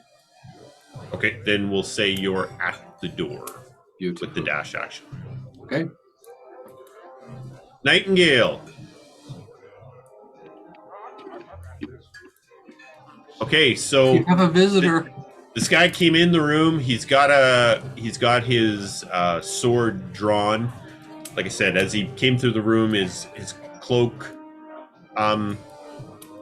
There's something oddly familiar about this man. But with your one, you're not sure what it is yet. It's a man. It's dark. Nondescript. It's dark. It's like I sense something about his gait, the way he moves. Like I said, it's the whip. I'm gonna try to like bind him up, so I got to make the attack first. Yep. I don't have anything to attack. Oh, there he is. Well, Thug, you're I in remember trouble now. Thug. I remember Thug. Don't mess with Doug. It's Thug. There you go. Ooh, nicely done. So I love how it makes the whip sound. Just, yeah, that is pretty sweet. So I can choose to do the special attack, to make the attack roll with the whip, which must contest with either their strength or dexterity with the attack roll. So he must contest either with strength or dexterity a 24, or be grappled.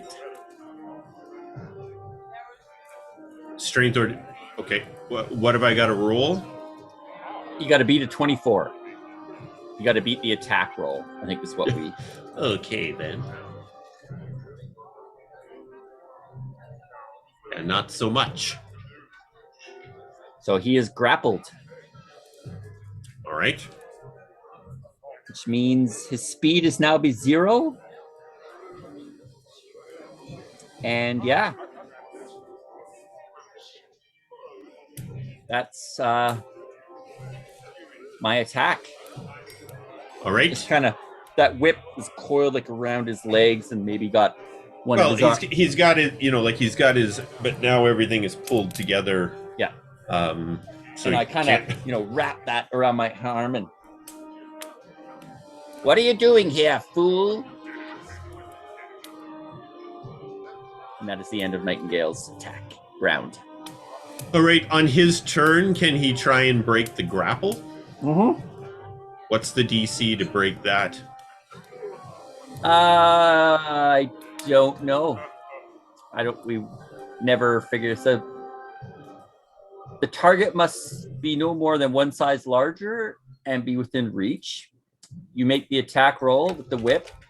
The target must contest with either strength or dexterity. If you win, you successfully grab the creature with your whip. While the creature is grappled with your whip, you can choose these other effects. He's grappled. It doesn't say anything beyond that. Maybe the same thing. Okay, Has so he been testing? so it says here to escape a grapple is straightforward. You make a strength or dexterity check opposed to the grappler's strength check, or a check against a fixed DC if you were grappled by an attack.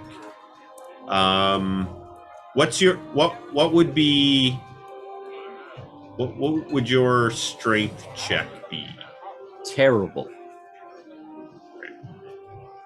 My dexterity would probably be what I'd be trying to use. I'll try to, if that's a possibility. Yep. Because basically you're just trying to control him through the whip. Yeah. So I think dexterity would probably be the best. So we'll say, is it my dexterity plus my bonus or just my dex flat? It just says you make a strength or dexterity check opposed to the grappler's strength or dexterity check. So it's basically opposing checks. Yeah. Opposing And checks. it's like the attack. Yeah.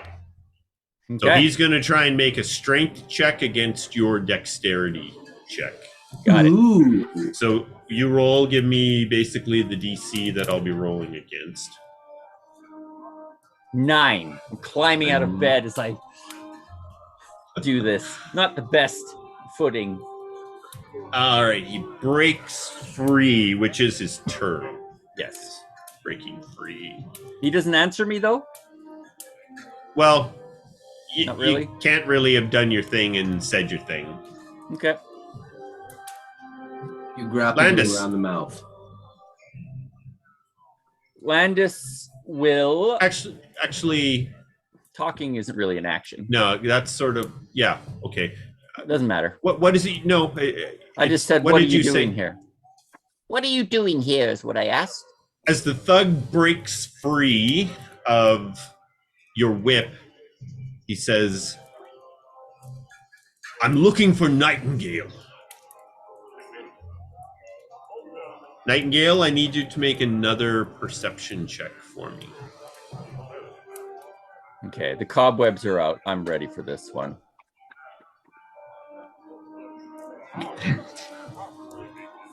Damn alcohol.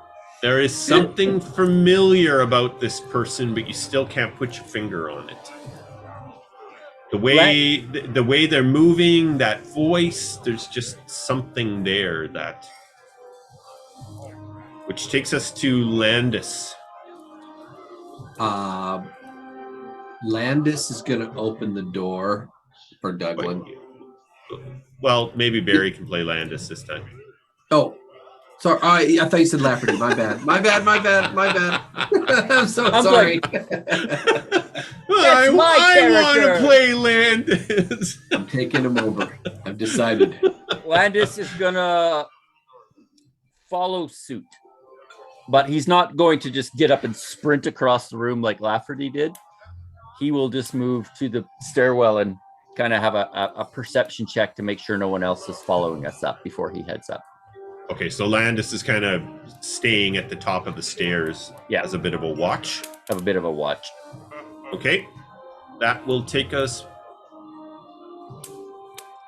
Are you readying any action? Are you taking any action? I will readying? take the dodge action Okay. as he has his staff in his hand. Lafferty. Okay, now you. Okay, so he opens the door, and I assume he's right in front. The door is locked. Aha. Okay. Well, that sucks. All right. Muscle it open, big guy. Yeah. What's that? I said muscle it open, big guy. Come on. No, it's Lafferty. It's not. It's not Douglan. Okay. So basically, what he's going to do, he's going to knock on the door and go, "Housekeeping." I clean your room. He's just gonna knock on the door and go, Nightingale, you forgot your loot, and see what reaction. Okay. That was that was Lafferty. Douglan, are you? Sorry, before I move, Lafferty, are you taking any action? Readying any action? Well, dodge at the very least. Take dodge. No, if the door opens, he's gonna have his new ink ready. Okay.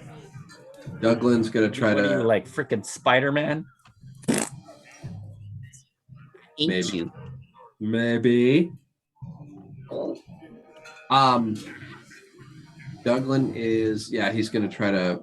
I mean, he doesn't really want to, but he's going to try to bust the door down. He's just going to put a shoulder into it.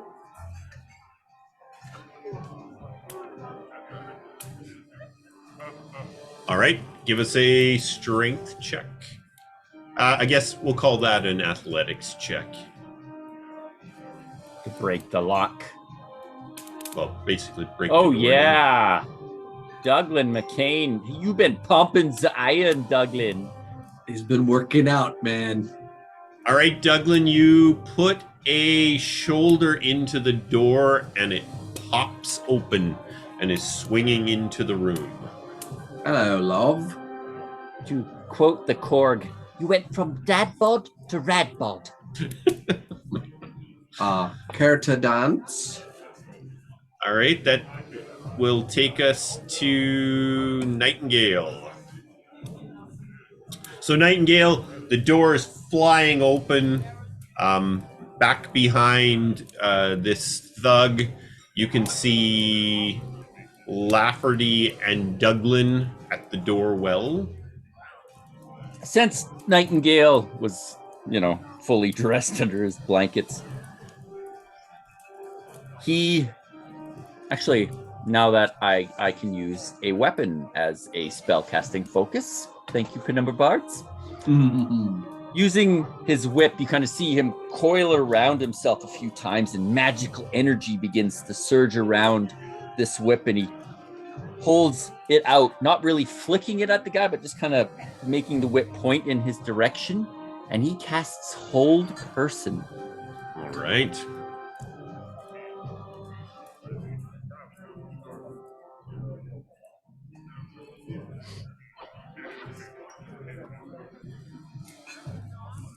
And I do believe he's held fast. Right. And as he does that and sees the big muscly dude who used to be a decrepit old man bursting through the door, he'd be like, Douglan, hold on. I've got a strange feeling about this one. All right. Now, on his turn, does he have any defense against Hold Person?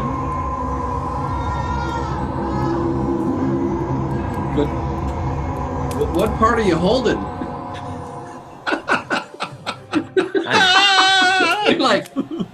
I'm sorry. The whip caught the tip. I apologize. I was just trying to hold you. It's a long whip. I forgot. Still getting used to this thing. So the target must succeed on a wisdom saving throw or be paralyzed for the duration. At the end of each of its turns, it can take another wisdom saving throw. Okay. And what's the... I guess you can run that each time. So. Yeah. So he is on his turn. If you can give him another crack at breaking the hold. He does not. Landis slowly walks in. Hello, chaps. Room's still somewhat dark, or... I mean, I assume there's light coming in from outside. Now the door's burst open.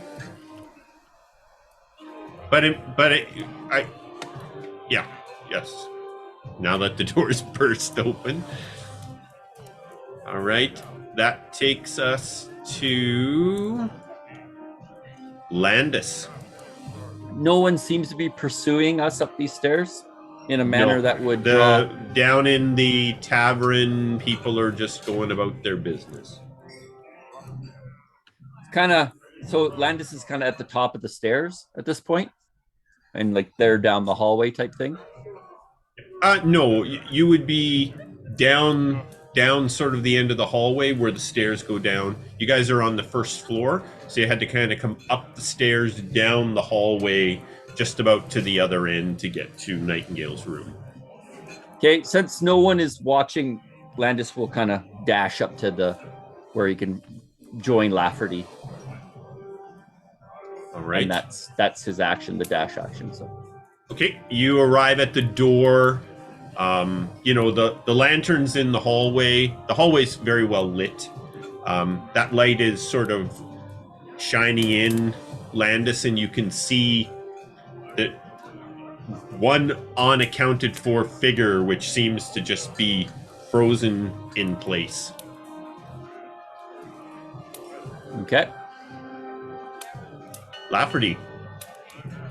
So Lafferty sees that he's held and just kind of grabs his hands back, and he's just going to kind of reach in his pocket and just sort of connect a couple of wires together, and he's going to just create a little light source and shine it on the guy's face to see if I can't give because Nightingale had said there's something strange familiar about and he's going to hold the light to his face to see if that'll give him advantage on his perception check next time.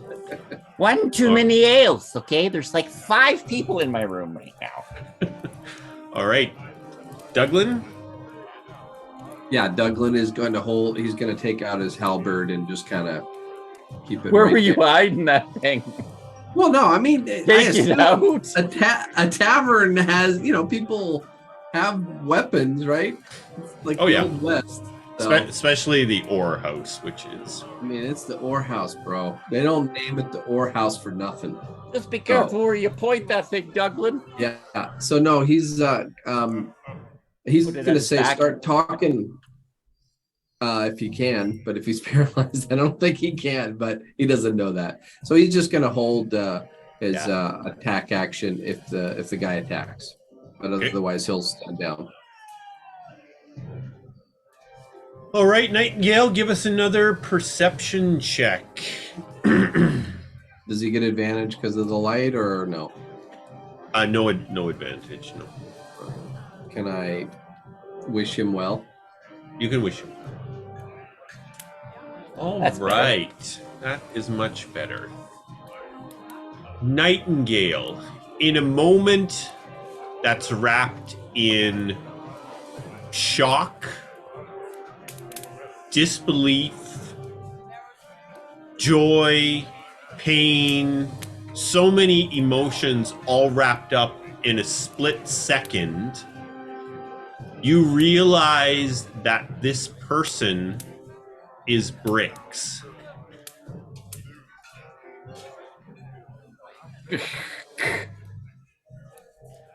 Okay.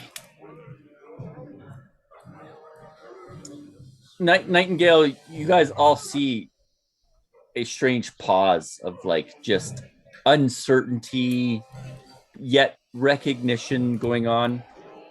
And Nightingale will drop the hold and be like,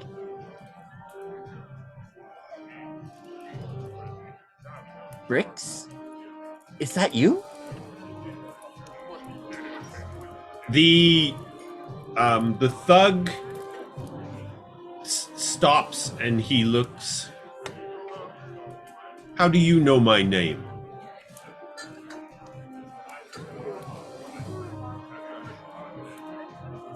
Put down that weapon, and perhaps we can have a chat. I'll drop my weapon when I better understand this situation. You don't have much of a choice, lad. Do as Nightingale says. I have less choice without my sword. Then move over next to the window where you think you might have a fighting chance and give me a listen. And Nightingale will pull out one of his easterly cigars, put it in his mouth, and light it up. The thug moves around, obviously he spins around on Douglan and Lafferty, who are behind him, and backs away from them towards the window. What's going on here? Nightingale will light his cigar. He's all decked out in his gear, and he'll take a long thing and he'll blow it towards Hayes to everybody else, and it'd be like, I know you. It would seem we have a common friend, should I say. Bricks? As sort of the waft of the easterly tobacco comes, and so I don't know the answer to this. Is Nightingale's regular voice Bashir's voice?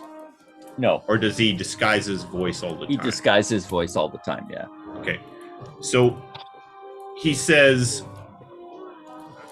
you are from Easterly. Is that why Lord Baskel wants you?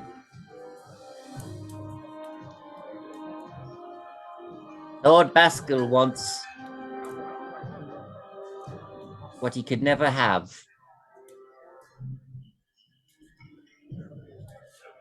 And he'll look over to Landis and Lafferty be like, boys, get in the room and close that door for me, will you? Lafferty is like trying to put the hinge back on. And just, give me a minute. Give me a minute. Landis will kind of he pick hit it the up door and rather slide hard. it into the opening. The two of them are over there just trying Yeah. to nonchalantly hold the door closed. Yeah, Douglan has not taken his eyes off of this guy, nor has he lowered his halberd because the guy still has his weapon. Oh, good. I don't want you to. Nightingale will pull in another drag from his cigar and he'll be like, I knew a man who spoke highly of you, Brix. A man from Easterly. You would have known him as your leader. You speak of Bashir? I do indeed. and he'll pull another one and blow it towards that poor character with his shield. How is it you know Bashir? How is it you know me? You have not answered my question yet. I met Bashir under strange circumstances. And let's say we've had plenty of time to talk. He spoke fondly of you and described your mannerisms to a T. Why do you seek me? I should be the one asking questions.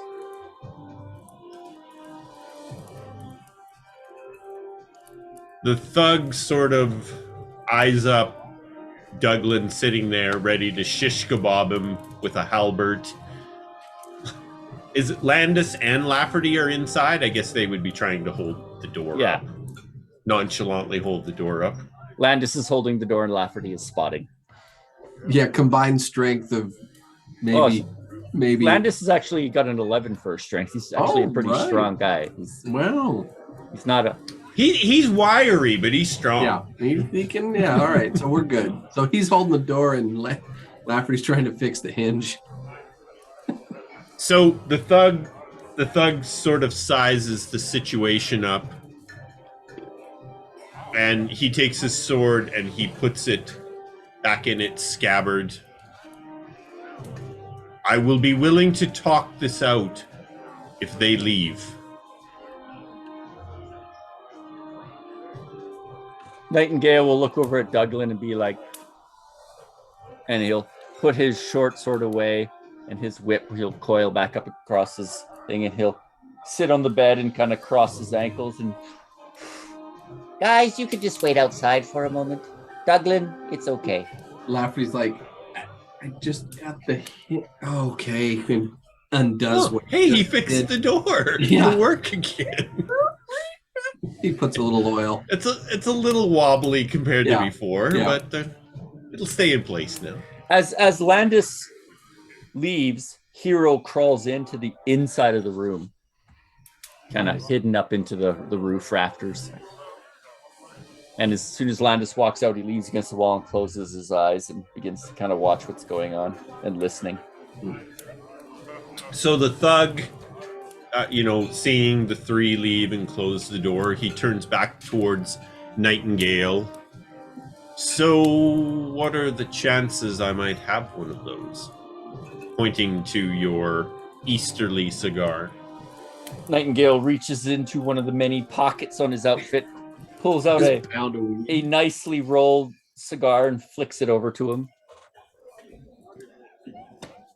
You're a long way from Easterly, my friend.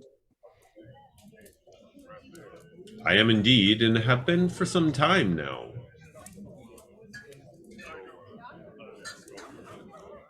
What? He reaches for your cigar to light his off of. Nightingale pulls out his new invention from Lafferty and lights it for him. He takes a long drag off of it and exhales, and I have missed that. Now to business. My name is Hayes. You referred to me as Bricks. I do not use that name anymore. I have been hired by Lord Baskel to bring you back to him in Rashgard. My details were few, other than where I would find you. Lord Baskel is paying very well for your return to Easterly. Nightingale. Tell me, Nightingale, what is it that Lord Baskel would want with you? Your lord seeks someone he used to know. Your friend, Bashir. He blames Bashir for the death of Neva. And he thinks I am Bashir.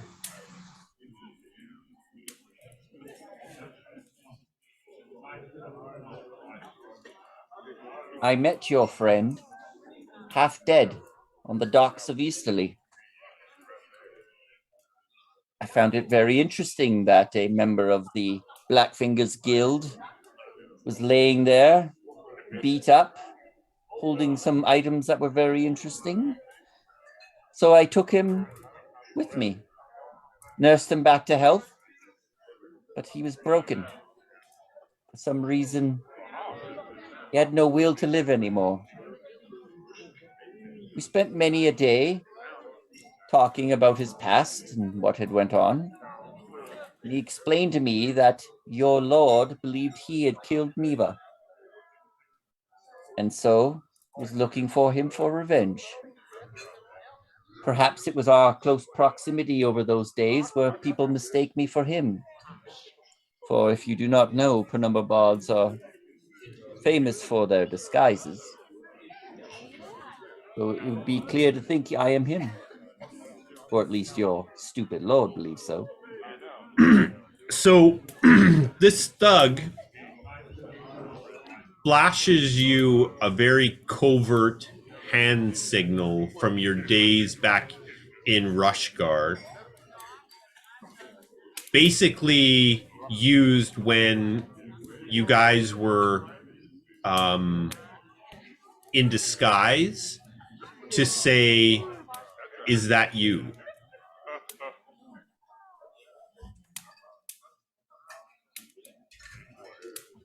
Oh, can I do an insight check on this guy to see if I get any odd feelings from him since it's been so long?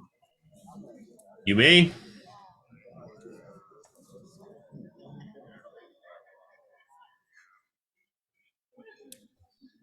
So this sign that he is flashing you is something only the four core would So have when we known. ran together, these were the hand signals we used. There was the hand signals you used when you guys were on a job under disguise, and one of the four of you weren't sure because the disguise was so good if it was you or not. So it was a very, very subtle thieves can't sort of thing that nobody else would pick up on, that only the four of you would have ever known. Oh, I don't know if I need to. Oh my goodness. I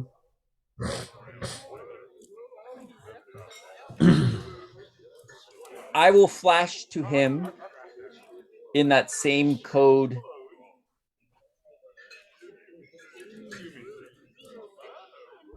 to be careful.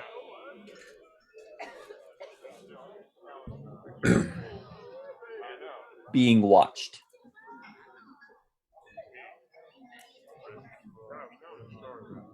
He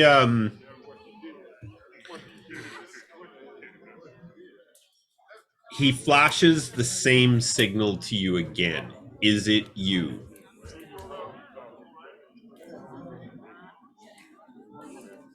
Yes.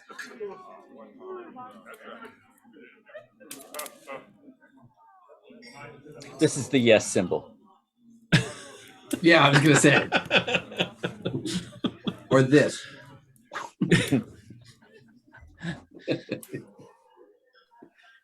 It's really covert.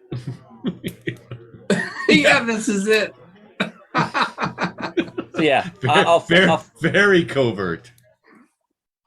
I'll flash the symbol.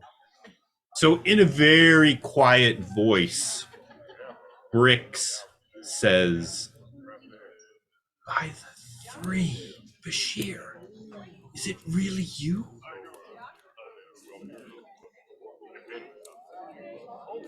I spent some hard time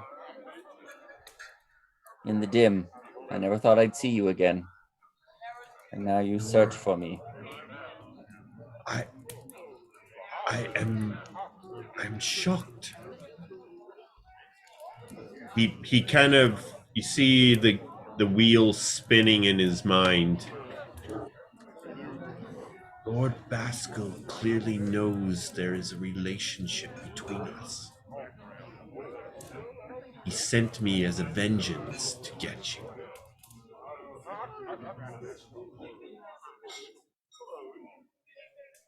With your connect or my, where do I begin, my friend?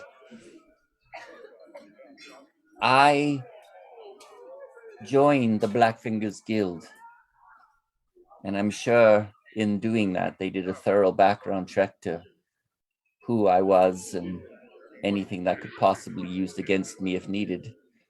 And of course you would have come up. We were thick as thieves, for lack of a better term.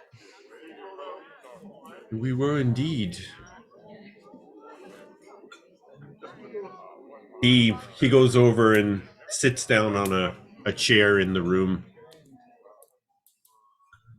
And you see he sort of half smiles, half laughs. Bashir, I've spent Trigons chasing your sorry ass. Can't believe it. It's like I'm seeing a ghost. Do I get to see the ghost? The person you knew is gone. Bricks. I can respect that. I am but a ghost of who I used to be as well. As I said, I am now known as Hayes. No one has called me Bricks in a very long time. I didn't mean to leave you all, but I wouldn't let you all go down for the stupid act I got us caught up in. I couldn't do that to you. We understood. It was the code.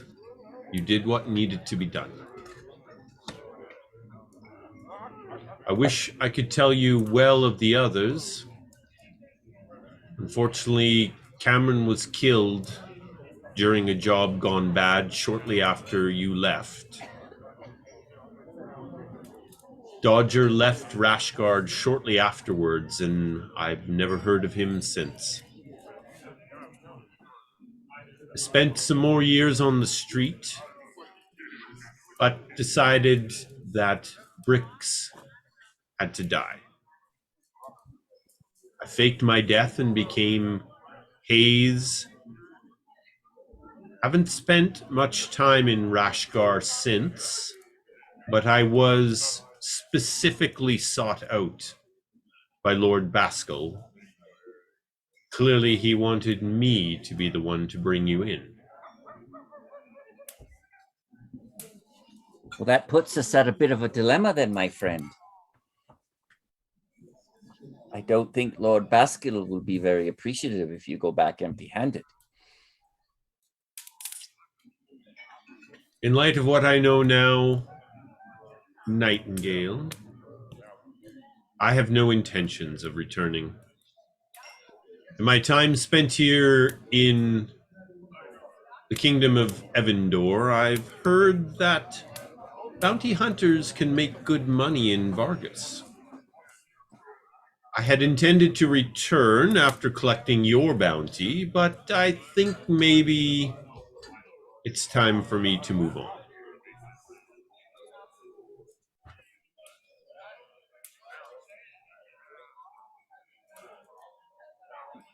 I do have one little nugget of information I think I should share with you.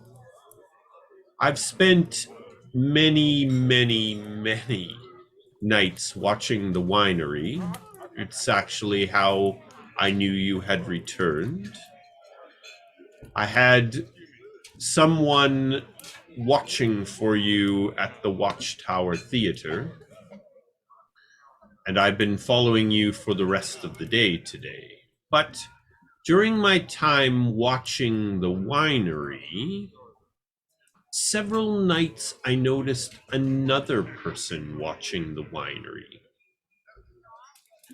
My gut tells me that it is a woman. She did not see me, but I got a pretty good look at her. Younger woman. She's well built, strong. Spent a lot of time watching the winery. Hmm. Well, my friend, I didn't realize I had become so popular. I don't feel like she was watching for you. She seemed very interested in the wine master and the habits of the vanguard. Hmm.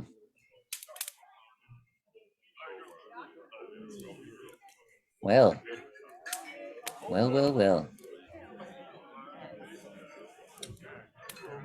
Anyway, old friend, I don't think I should linger here much longer.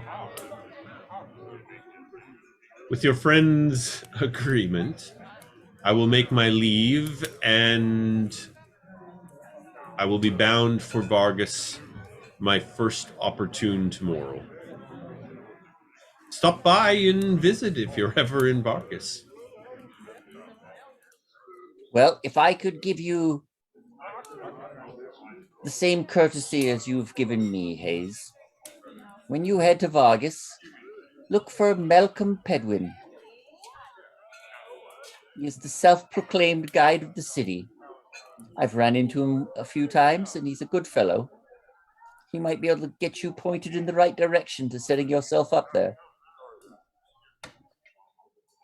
And at least I that way, appreciate it. we'll have a common connection that in better times we can perhaps share more than just the smoke. Indeed. Well, Nightingale, it has been interesting.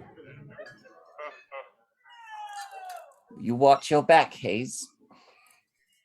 You as well. Would appear that Lord Baskel will be relentless in your pursuit. In all honesty, he won't have to wait long. I hope to rectify this situation sooner than later. I'm tired of running from him. So Hayes takes sort of the last draw off his Easterly cigar and he puts it out in an ashtray in the room. And he walks over, opens the window to the room and says, I'll take my leave then. Good luck, Nightingale. Watch your back, Hayes. He might not be happy. I've made worse enemies than him. Clearly I have. And with that, he is out the window and gone. And you just, it just brings back memories, the way you see Hayes bricks move out the window, you know, with such smoothness that only came from somebody who spent a lot of time running with you would recognize. And he's gone. Nightingale will walk over to the door and be like, Push it open. Come in, gentlemen. Got a story to tell you guys. Yeah, Douglan comes in, looks out the window, and shuts it. Has a seat. It would seem Lord Baskill hasn't given up the hunt, Douglan. I But didn't think you would. I believe fortune has been in my back pocket all along. It would seem that the person he hired to hunt me down was someone from my past, Douglan, Landis and Lafferty. And it's hard to really describe, Douglan. It's like a memory that has grown into a thought which turns into a reality. I knew Hayes when he was a different person, much like myself. And as fortune would have it, we still had this connection, and I could call off the hunt. Hayes has gone to Vargas. We don't need to worry about him. But in him showing up, it shows me that Lord Baskill is beginning to threaten things that would have been precious to my older self. And I worry. How connected is this Lord Baskill? Well, if what just transpired is any indication, he will stop at nothing. Perhaps And we should start playing a little offense. I don't know if I'm ready to jump into that quite yet, Douglan, or risk my friends. For now, let's continue to keep a low profile. I'll put Nightingale away for a while to not draw attention. But we'll come back to this after the festival. In the meantime, I got a tidbit of information from Hayes that somebody else has been watching the winery, a female. And not watching us, watching Anton in the Vanguard. Almost watching your movements and things. So I think tonight we leave for the vineyard, and in the morning we change up a few things about how things are done. It would seem eyes are on Tea and Char Winery. I was afraid of that. And you can see Nightingale's hands are kind of shaking, like this shook him up. Mm-hmm. Douglan comes over and, after, hearing the tale, puts his hand on his shoulders and says, "You're right, lad."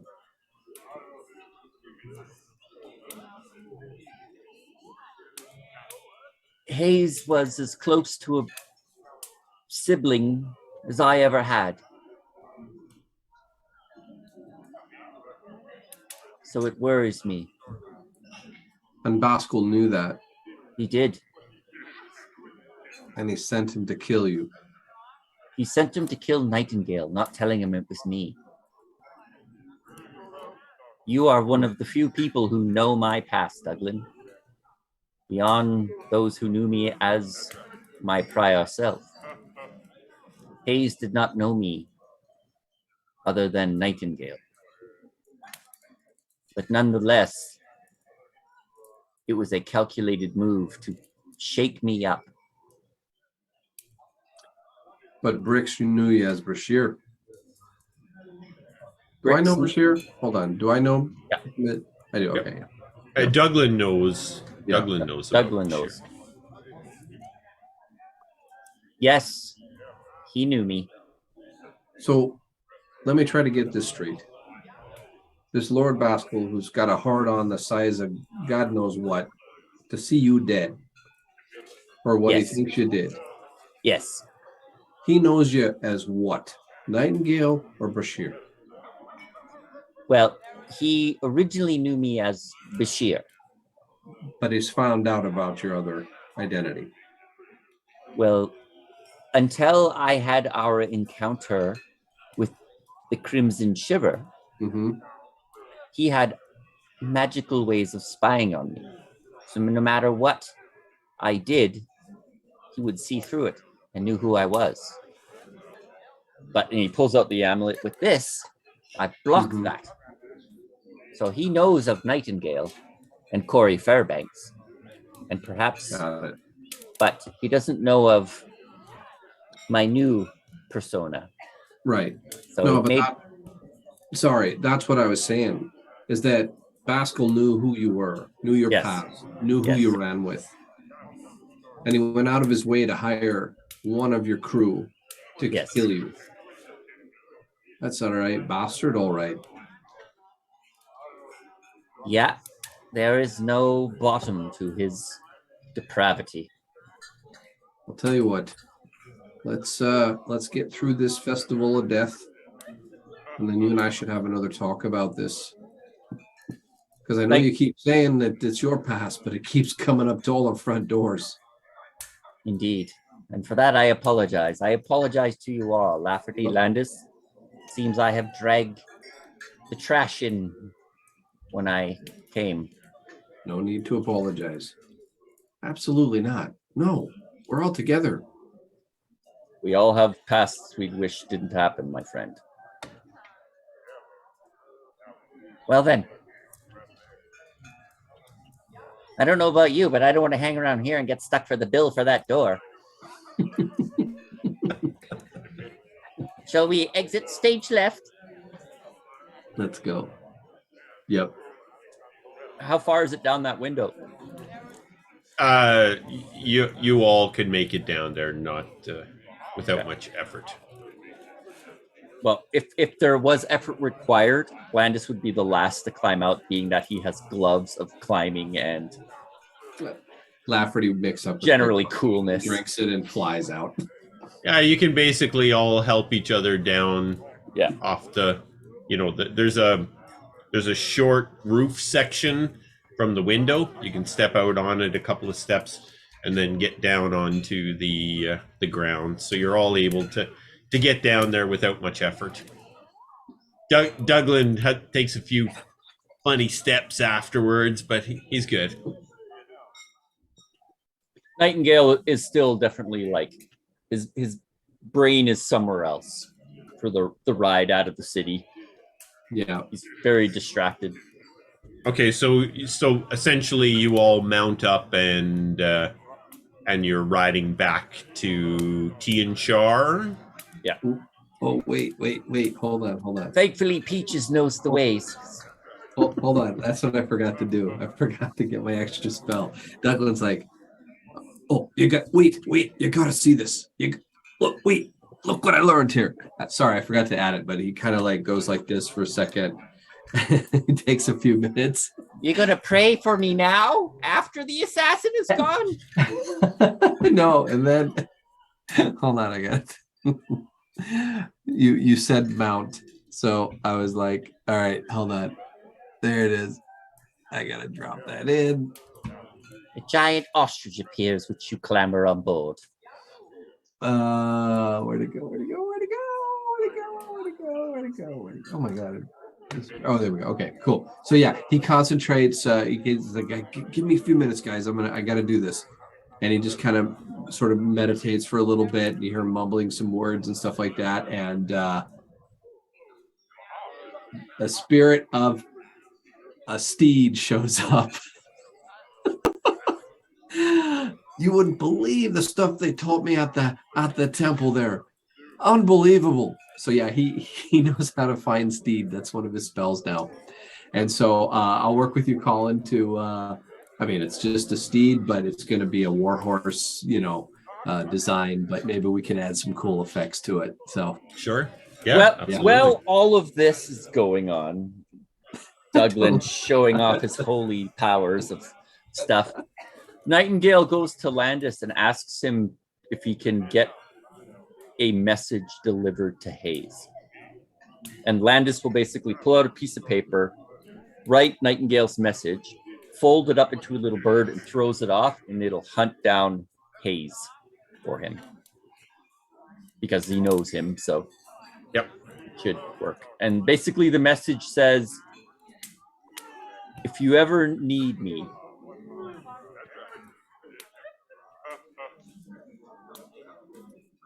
the theater can get me a message. And that's it. All right. Your little paper bird flutters off. And why don't we take another quick break, gentlemen? Sounds good. Good. All right. Oh, we all ooh and ah your horse, Douglan. Don't worry. When it materializes. oh no, I just totally forgot about it. I knew I Well, forgot. it's going to be particularly nice when you need a steed out of the blue. So yeah. Oh yes. And then we get to talk about mounted combat, Colin. Don't worry, that'll be fun. All right. We'll be right back.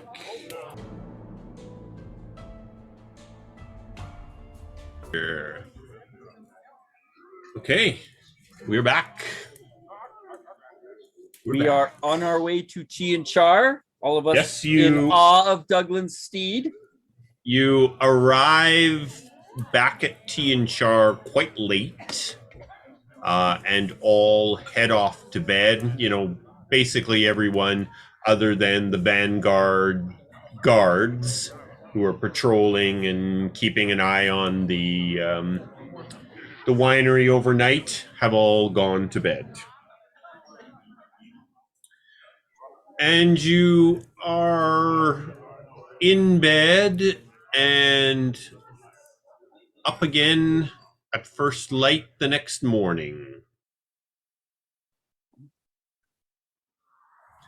We are now the day before the Festival of Death. Ooh, Festival Eve.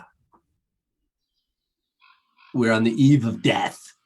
So being that Nightingale is probably awake already, meaning he only gets to sleep 4 hours.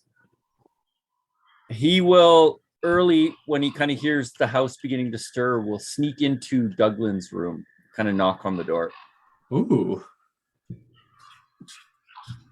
Okay. I thought you were sneaking in. Okay, Douglan, as much as you want this, we're hetero life mates, okay? So Douglan actually now stays in a suite that Anton had built for him above the workshop, so outside of the manor house. I mean, just across the road from the manor house, but okay. I will head over there. Well, Landis and Lafferty carry on with their mornings. Okay. Douglan. Douglan. Douglan. Douglan. Douglan. What do you want? Good, you're awake. I'll open your door. He comes out and, he only has some, like boxers and he's no shirt and the dude's toned, bro. The dude's got some muscles back. So what do you want? We'll see if it matters on the battlefield. But anyways, moving on. Douglan? The belly's gone. I think you need, since you have the connection to the Vanguard, to address the matter that somebody might know your patterns here, your watches. Whoever you know who could switch things up a little, I recommend that we stay consistent through the day, but this night we change it up for tomorrow. Not a problem. And I myself will be... Sorry, go ahead. I'm trying to decide if I want to stay as Nightingale or if I should change while I'm at your family's house. I don't want to bring any trouble. I thought you said you were going to put Nightingale away for a while. I did. I did, and I shall. Randolph Lovelace shall be at the winery for the festival. All right. Do you want to take it all the way and not tell Anton, or do we want to let the old man in on it? I mean, I assume you're going to tell Lafferty and Landis, but well, they sure how deep you they wanna go. know about Randolph. Of course. He was the one who swooned the banshee. He does have a way with women, you know. Swooned the banshee. But no, don't let Anton know. It'll only put the man at risk. Just let him know that Randolph is one of the key people we need here. He has information about gift tactics or something like that. Tell him whatever you believe he'll believe. I don't know. Maybe a colleague of Landis's, or maybe, I don't know. You don't really strike me as a vanguard. Well, perhaps Corey Fairbanks will show up. A bit of muscle. Corey, I can do. Corey can be a vanguard. Yeah, that'll work. Douglan, do you know an armorer in town I might be able to pick up a breastplate from? I'm sure I do. Thungus, right? He's from the town, right? No, Thungus? Thungus was the head of the dwarves that were rebuilding Tianchar. Okay. Not the blacksmith in the town. Okay. I mean, I sure I do. Random name generator, blacksmith, Evandor. Stop peeking behind the curtain. Damn it. Yeah, and speaking of which, I can speak with the commander, Rainier, about the Vanguard and tell him to change things up that we may have. Subtly, Douglan. We don't want to draw too much attention that we know we're being watched. I am the personification of subtlety. The 7-foot halberd and so you guys visited this place before in Evandor. It's the place that Douglan knows to go, outside of the armor work that the military does. This is the best option. It's called the Dragon's Hide. Oh, yes. The Dragon's Hide. So I'll let him know that the Dragon's Hide is the place to go. Well, I will slip off, get changed up, and return. In the meantime, do what we can to catch this culprit in the act, perhaps? You going alone? You want some company? Well, yeah, I could use some company. I'm a little weirded out right now, and probably don't have my best game face on. Colin, where would Rainier be? Commander Rainier, close to here or back in the city? In the city. Okay. So Captain Barlor looks after the winery. Mm-hmm.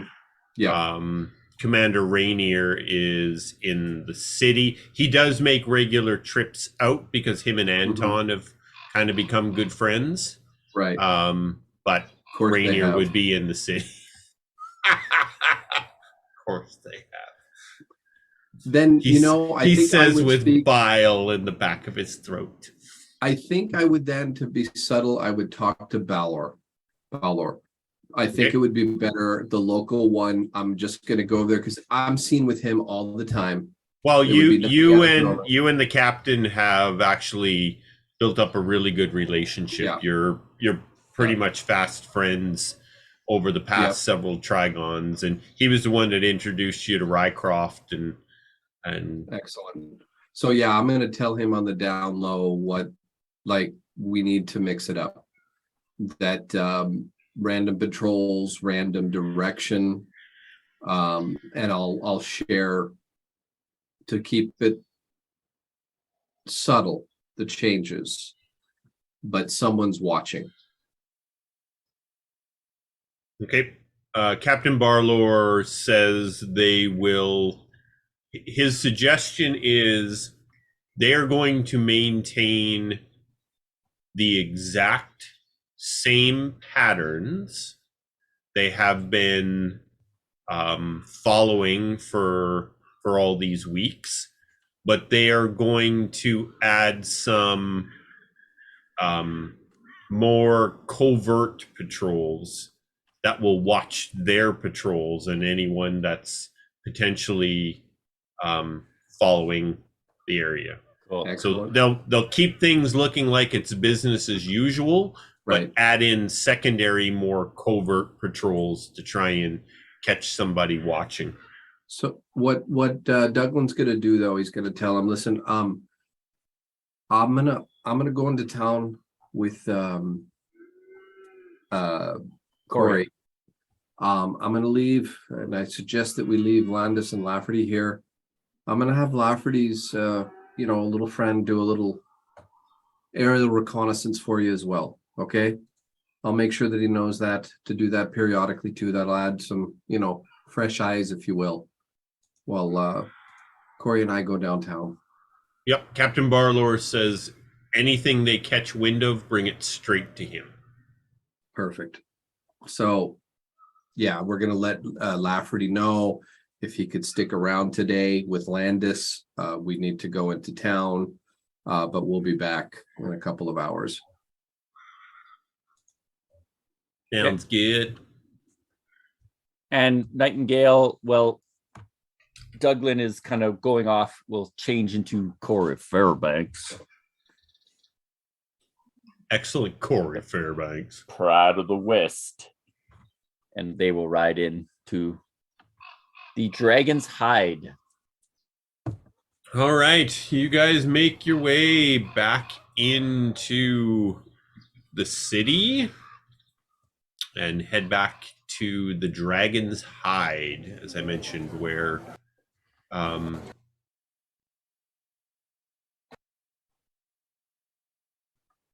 Alrighty then. Alrighty then. Pardon me. I think that's a glitch in the Matrix. Could be. And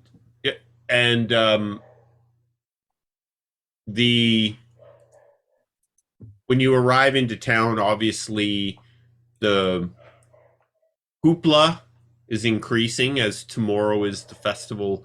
Everybody's finishing up their preparations. Just the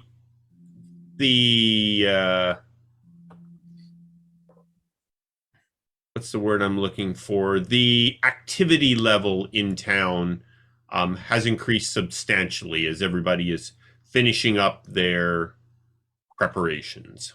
It's Christmas Eve. It is Christmas Eve. There's shopping, there's lines. It's terrible. Have you got your sugar skulls for the Festival of Death? By the way, the steed is still rocking, baby. Until it dies, it's with me. Or What is that sound? Okay. That's town. Town, the hustle and bustle. The hustle and bustle of town. And you make your way to the Dragon's Hide. Douglan, I'm going to ask that you kind of lead the way of helping me get hooked up on a breastplate. I've never done something like this before, so I wouldn't tell a good plate from a tin can, if you know what I mean. Don't worry about it. But I'm not paying, you know that. Don't worry, I got plenty in my pouch. And he's like, "Oi, good man." You're talking gold, of course. I got a jingle in my jangle, if you know what I mean there, Douglan. Now let's get... Did you cast Hold Person again on yourself? Come on, man. Focus. All right, you enter now. The Dragon's Hide is not particularly large. The proprietor of the place, he only has 3 or 4 armor makers in there, and they specialize in full suits, breastplates, full suits of plate, just higher end armor. They can make, they tend to, plate armor tends to be their specialty. Got it. Do I see someone? Yep. All right. Good man. We're in search of some of your wares. What's your name, sir? The name is Wulfric. Wulfric. My friend here is looking to, protect this area, if you will. Do you happen to have a separate breastplate? Of course we do. All right. Do you have one that'll fit my frame? Do you want it form-fitting or just a general fit? Form-fitting you can hide under your clothing. More general looks more intimidating, but is not so hidden. Just the regular fit, my friend. I can do that. What are we looking at for cost of this here plate? With assurance that it fits properly, 400 gold pieces. And when would I be looking to get this plate? It is slow now with the festival and all. I could take care of today if you want. Well, Douglan, you want to do some shopping? You got something for the Maggie, maybe a gift? You will be seeing her tomorrow. That's not a bad idea. Not a bad idea at all. Yeah.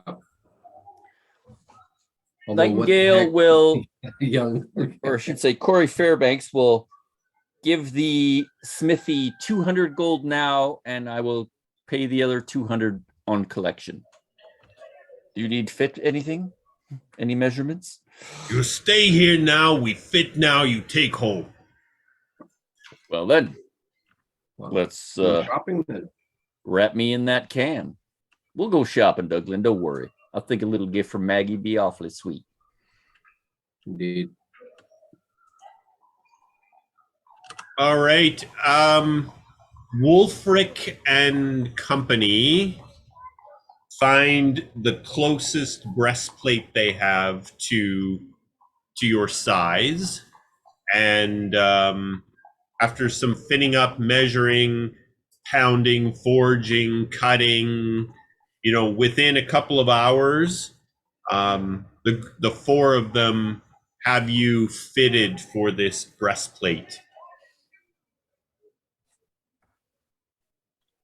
Corey will put it on, and Douglan, how does it look for fit and functionality? He takes the butt end of his halberd and just pokes it right in the chest. Knocking poor Corey on You his see butt. no dent. Work is fantastic. It's pretty good, lad. Well then, I guess it's sold. Ugh. My pouch isn't as big anymore, Douglan. Douglan's thinking in his head, what kind of bard doesn't negotiate, but he lets it slide. Are you able to find breastplate in your items, or do I need to give it to you? No, I can get it. Okay. Some of the stuff you guys can see, and some of it you can't. So I'm never 100%. It should be player's handbook breastplate available to you. So excellent.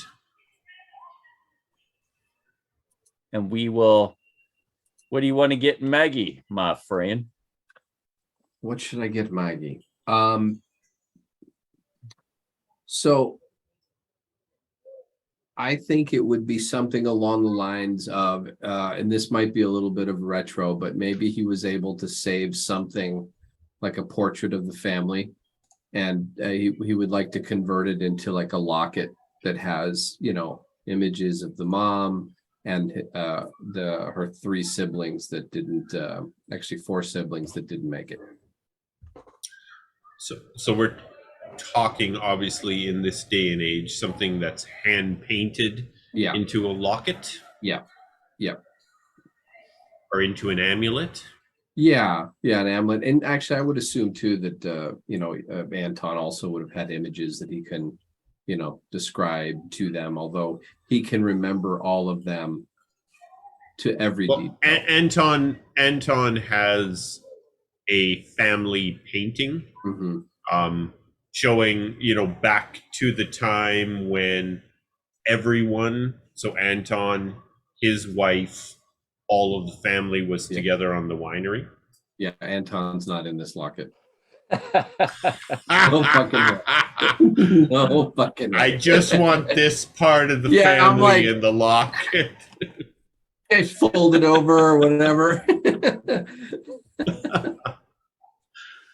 All right. I will specifically make up this amulet, and to be able to give to you at a different point. You do find someone in town that's able to make that locket or amulet. So it opens almost like a little portrait of the family. Yeah. That's a mighty fine gift for her. We'll say for 38,000 gold pieces. million gold pieces. Let's see.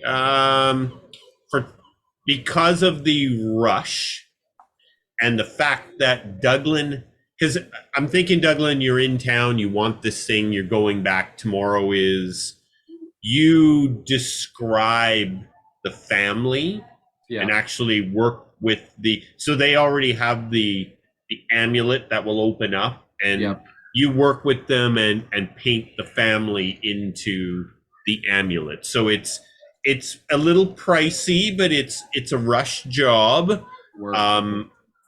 It costs you 10 gold pieces to have it made. No problem. Is that one platinum? Two. Yes. One platinum. 10, Oh, yeah, 10 only gold one. pieces. He's gonna pay with a platinum. Okay. So I'll draft up this amulet for Could next you session. sketch it out to each of the portraits if I describe it to you? No. Let's keep it theater of the mind. Yes, I love it. No, totally worth it. Yeah. So while Corey Fairbanks is getting fitted for his breastplate, you head down to the yeah, exactly. Yeah. You head down to the arts district, where there's all kinds of crafters, and you work with one to have this amulet created. Yep. I'm thinking more along the lines of those amusement park sketch artists. The big all tall shared head. distorted features. Here you go, kid. Oh, it's nice, Dad. Do we have everything we need? I'm ready to go back.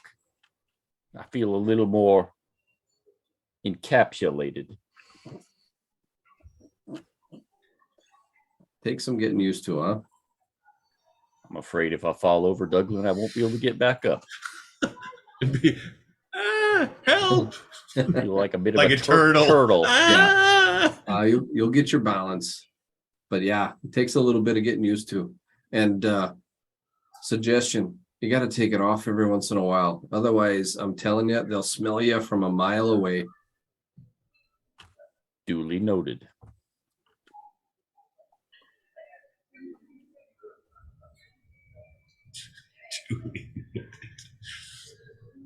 All right, so are we headed back to the winery? Any other business in the city you would like to look after?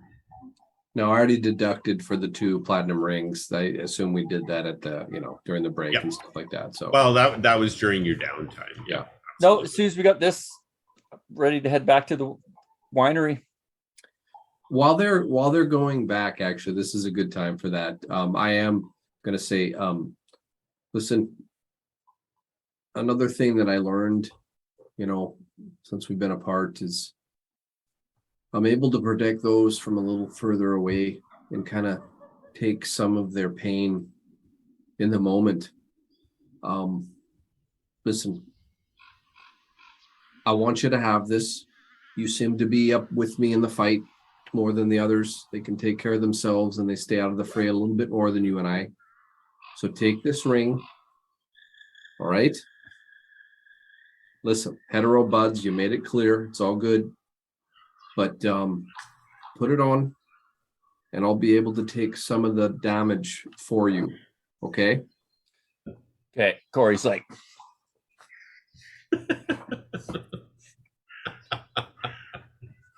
the ring's on, Douglan. Jesus Christ. God help us all. All right. Perfect fit. It won't be all the time. All right. Sometimes I won't be able to take as many hits, but basically, spell wards a willing creature you touch and creates a mystic connection between you and the target until the spell ends. You gotta, while the target is within 60 feet, you gain a +1 bonus to AC and saving throws, and it has resistance to all damage. Also, each time it takes damage, you take the same amount. So the resistance is mitigated because it's doubled but between you and I. But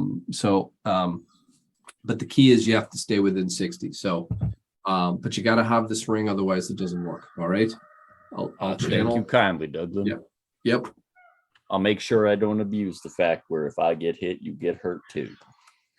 What's going to happen? We're like the Corsican brothers. You ever heard of them?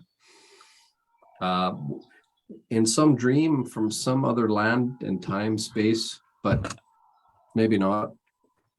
Well, Just know. That was the theater production you saw at the Yeah, exactly. It was a playing of the Corsican brothers. Yeah. well, thank you, Douglan. I appreciate you watching out for me. I got your back.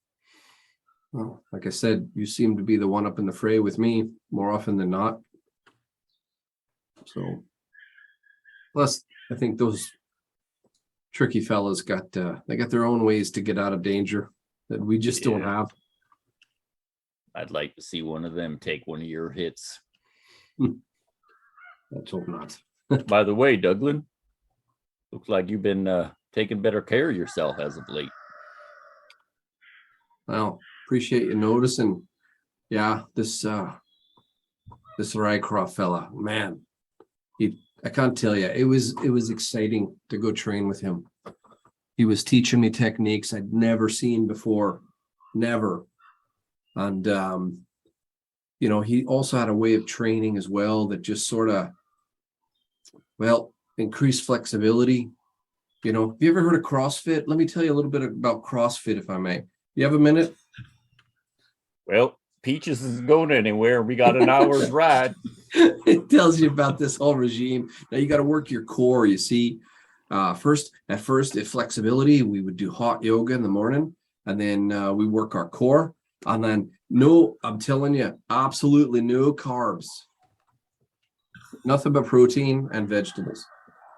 But yeah.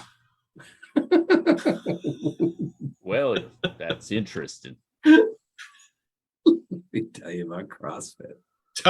Douglan's developing this whole new training regime called CrossFit.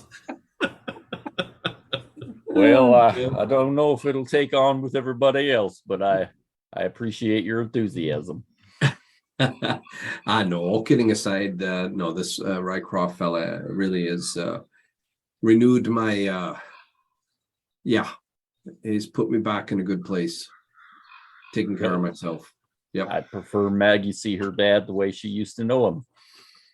I'm not going to lie, that had a lot to do with it. Big Well time.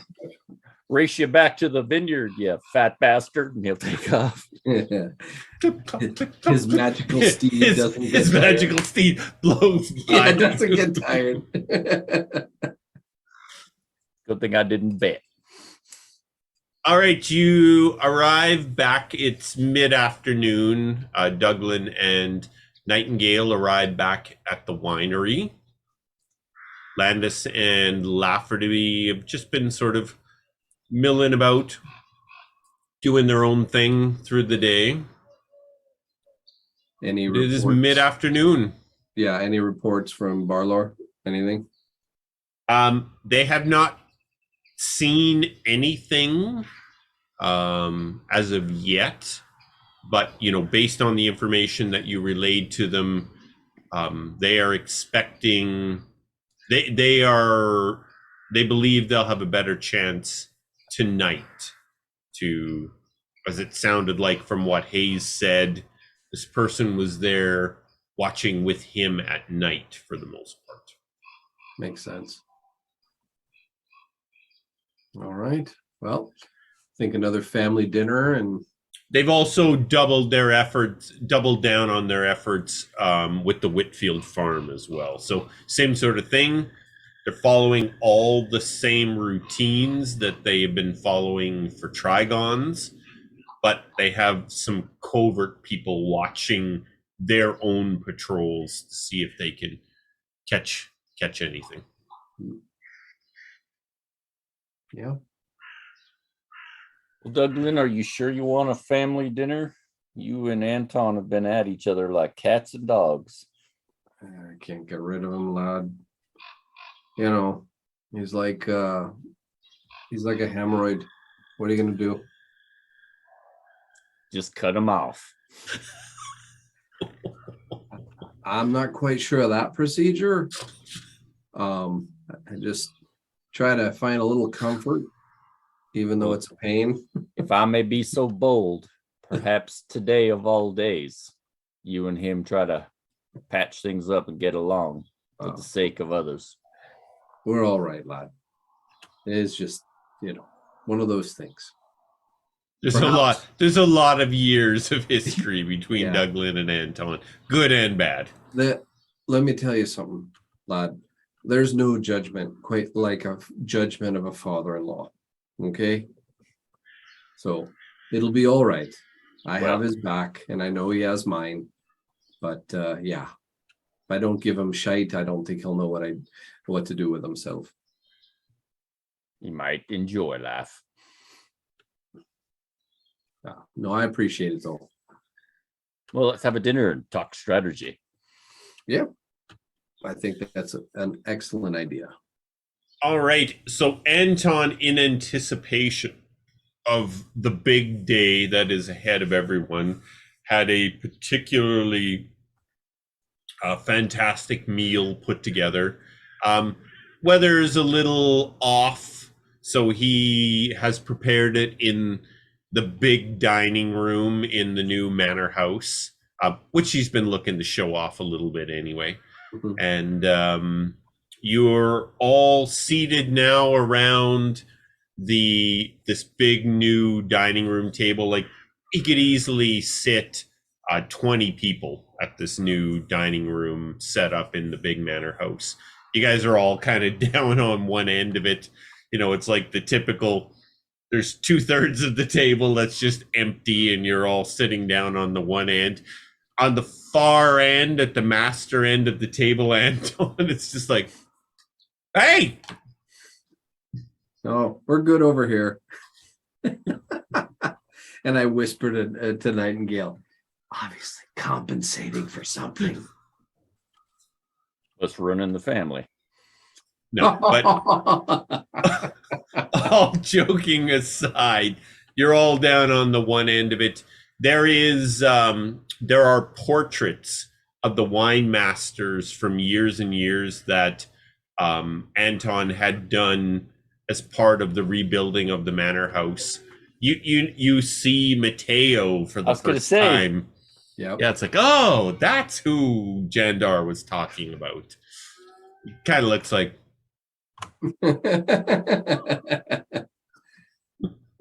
Well, that would. He was a smart lad, thankfully. Looks Not like it. handsome. Not handsome, but smart. Yeah. You could probably drop Corey. I mean, if it's just the five of us, What do you mean drop Corey? well, I don't know. Whatever you're comfortable with. He tries to mimic. Well, if you're keeping the illusion alive, Yeah. Anton keeps getting fed stories about, Nightingale had to leave and Corey Oh is yeah, here. that's right. No, yeah. So Anton wouldn't be in on it, although the four of you would. There you go. As far as Anton is concerned, Nightingale's off on business in the city. Yeah. And always somebody else shows up right at that same time. It's really weird. I'm We like always the have a fort. pokeroo from TV. Nightingale vanishes, and look at this. It's Cora Fairbanks. Just like that. Pokeroo. So Anton, as everybody's seated and you're enjoying a vintage tea and char wine, which is absolutely the very best, Anton says, "Well, now, gentlemen, we should probably discuss how we will prepare for the portal and of course, Maggie, which is for me quite the most exciting part of tomorrow, and the Githenthor. We will need to make sure that the wine is readily available for the portal. I wish that I could say I don't need us to be prepared for the worst, but I do feel it would be foolish for us not to be prepared for the worst. Your thoughts, gentlemen? Douglan, you in particular, we have talked on and off of how we would approach this day. It is now here upon us. What do you think would be our best approach for tomorrow? Well, I think the first step was no strangers that day. Too many intangibles, right? But with that said, we have talked to the Vanguard. We've got a little bit more reconnaissance going on, making sure that there's no surprises there. But let me ask you something. You've seen when the Githenthor come. It's usually what? 3 of them? They come get it and they leave. But what happened the last time? Tell me again. When the Gith Yankee attacked.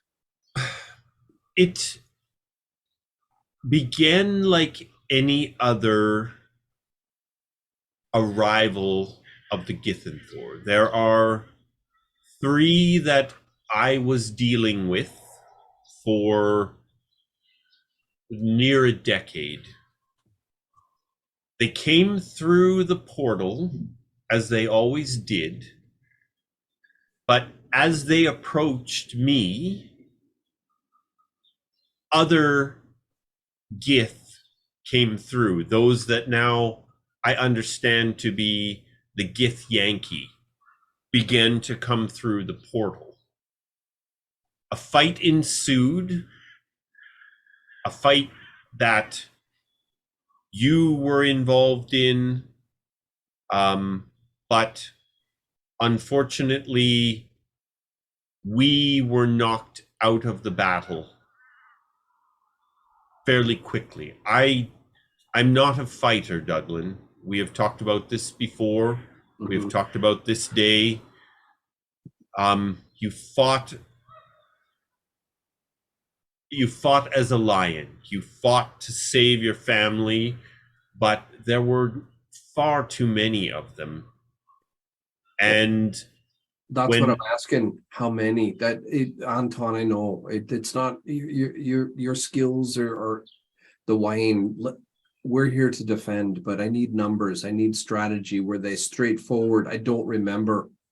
While I was conscious, there were at least a dozen Githyanki came through. Something tells me they're going to increase those numbers this time. I don't know why. Or they're contacting the Dooms to try something on this side. Landis will kind of put his hand up. If I may be so bold as to interrupt, Douglan. Please. Well, I was at the libraries of Alagon. I had plenty of time to go over some of the scrolls I have acquired on our adventures. And it just so happens I have a spell that can put a barrier up that is quite impenetrable. So what I'm willing to do is, if we place the entire collection of the wine that is basically the target of all parties we are talking about within a certain location that I can be at, if need be, I can throw up this barrier around it and they won't be able to get it no matter what they do. So at least we can guarantee them not getting the wine. And if nothing happens, I don't need to do this.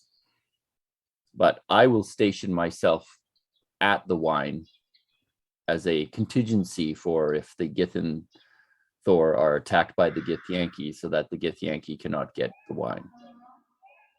It will take me out of the battle, but I can guarantee you they won't get this wine.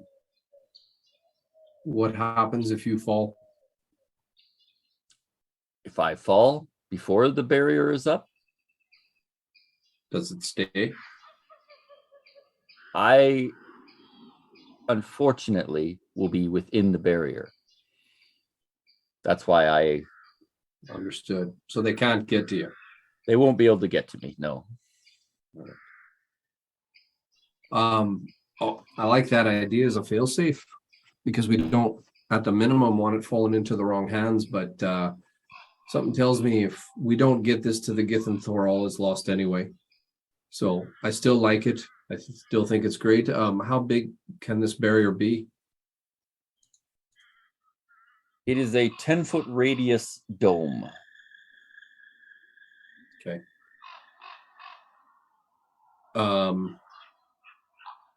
Is By the there name of Leomon. is there in and out privileges with a receipt? Up to 9 creatures or beings can join me inside when cast. You can come and go. I cannot leave. Well, that sounds like the perfect place for the actual meeting, if I'm not mistaken. Like, if they can come and go, then you and the Alm are in there. Am I missing something They here? have to be present at the casting, though. Well, as soon as they come through, my gut tells me that no one's making a move until they come through. The rift is the key. If they don't come through, whether it's on this side or that side, they're not going to make a move until that rift open. At least that's what I think. So maybe we hold, you stay close to the wine. And when that rift's open and you've got eyes on those that need to get this, we cast it. If someone tries to jump us, at least we know they're safe. You are safe. The wine's safe. I'll shove Maggie in there if I have to, but something tells me she's not going to let me. But Anton can be in there. I will, as I stated before, I'm willing to put myself at the drop in the line of fire, so be it, in order to guarantee that no one but the Githyan Thor get this wine. Lafferty's like, oh, you're not going to be alone. Of course I'm going to be with you. I mean, I have to be there because, when you're concentrating on this creation of yours, I could be, the eyes and ears and making sure that, you have, also I can get messages to people that need to have them, right? Of course I'll be there. I would expect nothing less, my friend. All right. So we at least have a location to where this exchange can go. If something comes through the rift, it's a question of numbers. Do we want to involve the Vanguard? Definitely. Why else would they be here? Then we create some sort So of perimeter. Yeah. Douglan and Anton, listen up. You have had these conversations Mhm. with Captain Barlor. His concern is doom activity when the portal opens. Right. So he will be present when the portal opens, but his troops will be patrolling Tianchar and Whitfield And the Whitfields. to ensure that there is no doom activity planned against the portal's opening. So they're, out of character. They're going to take care of the domestic location. Anything coming through the They're the portal, foreign. needs to be us. So we need to plan accordingly. Captain Barlor will be there. He is Mhm. committed to being at your side when the rift opens, Mhm. but his troops will be ensuring that the dooms do not interfere with this Got it. portal opening. Got it. Well, Douglan, I recommend we throw up a perimeter, something we can hide behind in case the baddies start coming through, and we can get a little cover and pick them off. Yeah, I think though Douglan's going to be front and center. He's not going to hide.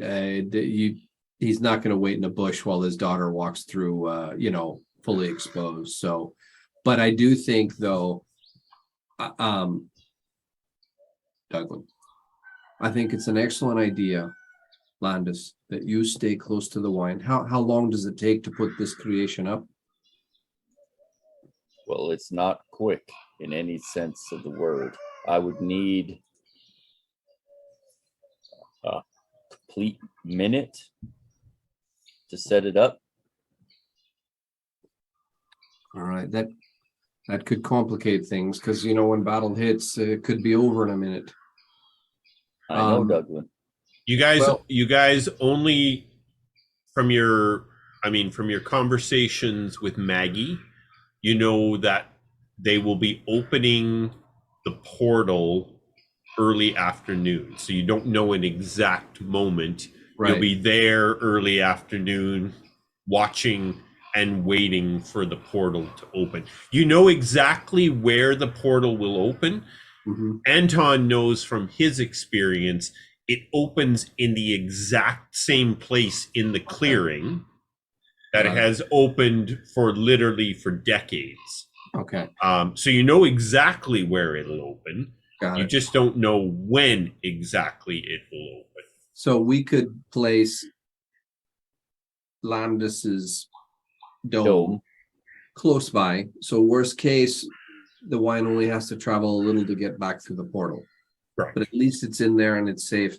You know exactly where it's going to open. The thing is, as you guys a bit meta here, talking time in our world is a general sort of thing. So they say it will be there mid or early afternoon. So. Okay.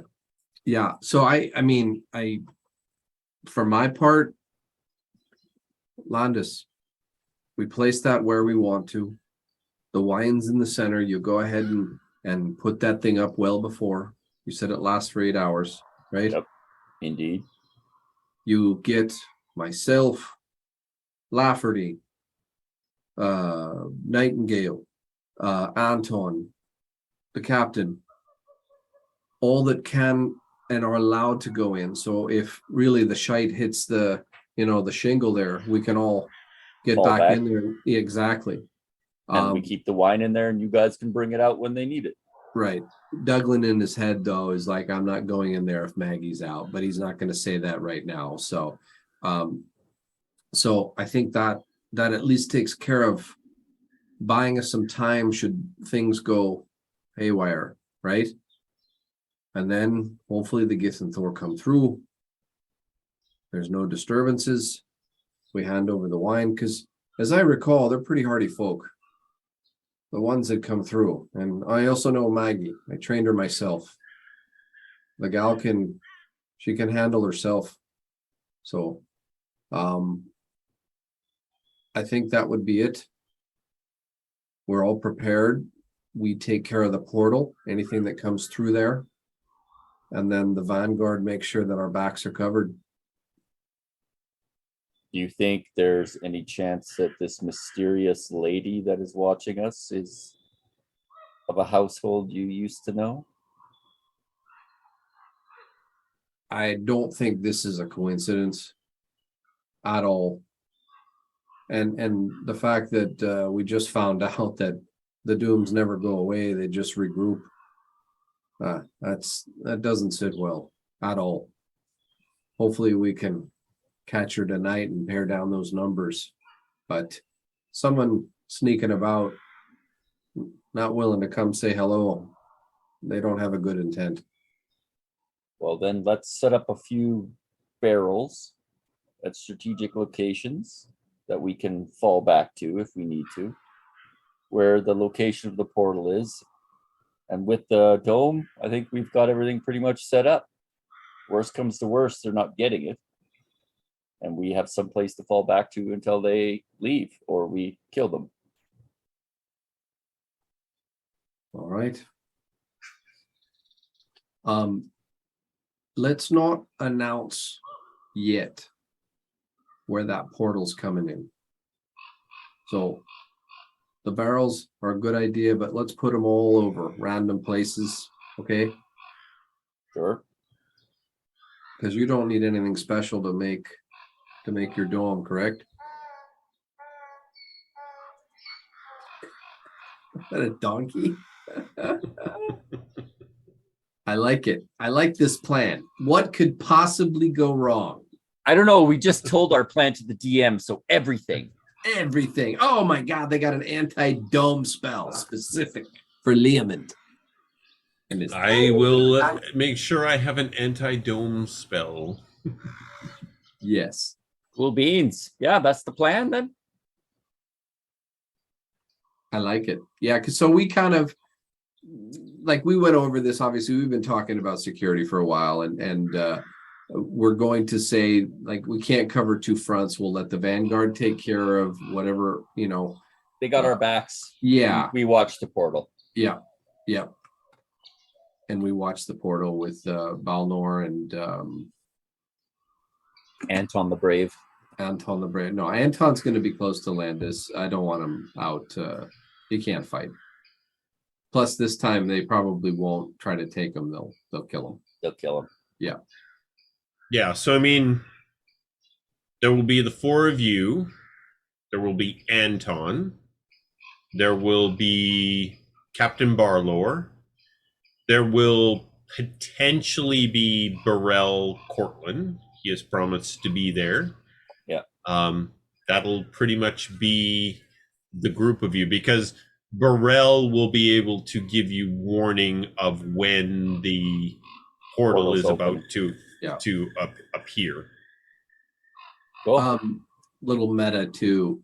You can make that hut transparent. I can, yes. So we could see clearly. So leave it transparent the whole time until, because then they come running thinking they can get you. Bonk. They just run right into it, thinking they got it. They'll jump the gun. What makes you think everything isn't going to be smooth as silk? Oh, absolutely perfect. I'm just trying to think. We got a couple of NPCs. That's what I'm thinking. Really? And why would we need potentially a couple of NPCs? I think it's great. I am always a fan of an NPC, you know. I've always wanted to take over an NPC for a... Sorry, the dome is opaque from the outside. They can't see it. I thought you could change the... You can change the color, Uh-huh. but it's still opaque. Okay. All right. Inside is transparent to the outside. Oh, God, that's what it was. But not vice versa. But not vice versa. Okay, cool. I like it. Me too. Well, Guys, it is 12:03. I think that's probably a really good spot to put a period on tonight's episode, which we'll pick up with the Festival of Death at our next episode. 2 weeks away. Hey, we just played 3 weeks in a row, which Oh is my God. Yes. pretty fantastic for us. Yes. Anyway, we're going to be able to get into a much more regular rhythm now. So, guys, thanks very much. Wow. A lot of... when do we not have an episode that just has a lot of stuff?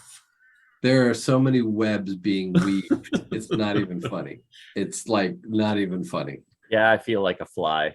Oh man, Nightingale had a fantastic bug-eyed moment tonight. Yep. Which was very good. Nightingale's backstory. Saying hello. Right on. Well, gentlemen. Yeah, with that, let's sign out for the night, and we will pick up in a couple of weeks with session 19 and Maggie and the Githanthar's arrival at Tianchar. Can't wait. So, all right, thanks everyone. Have a good night.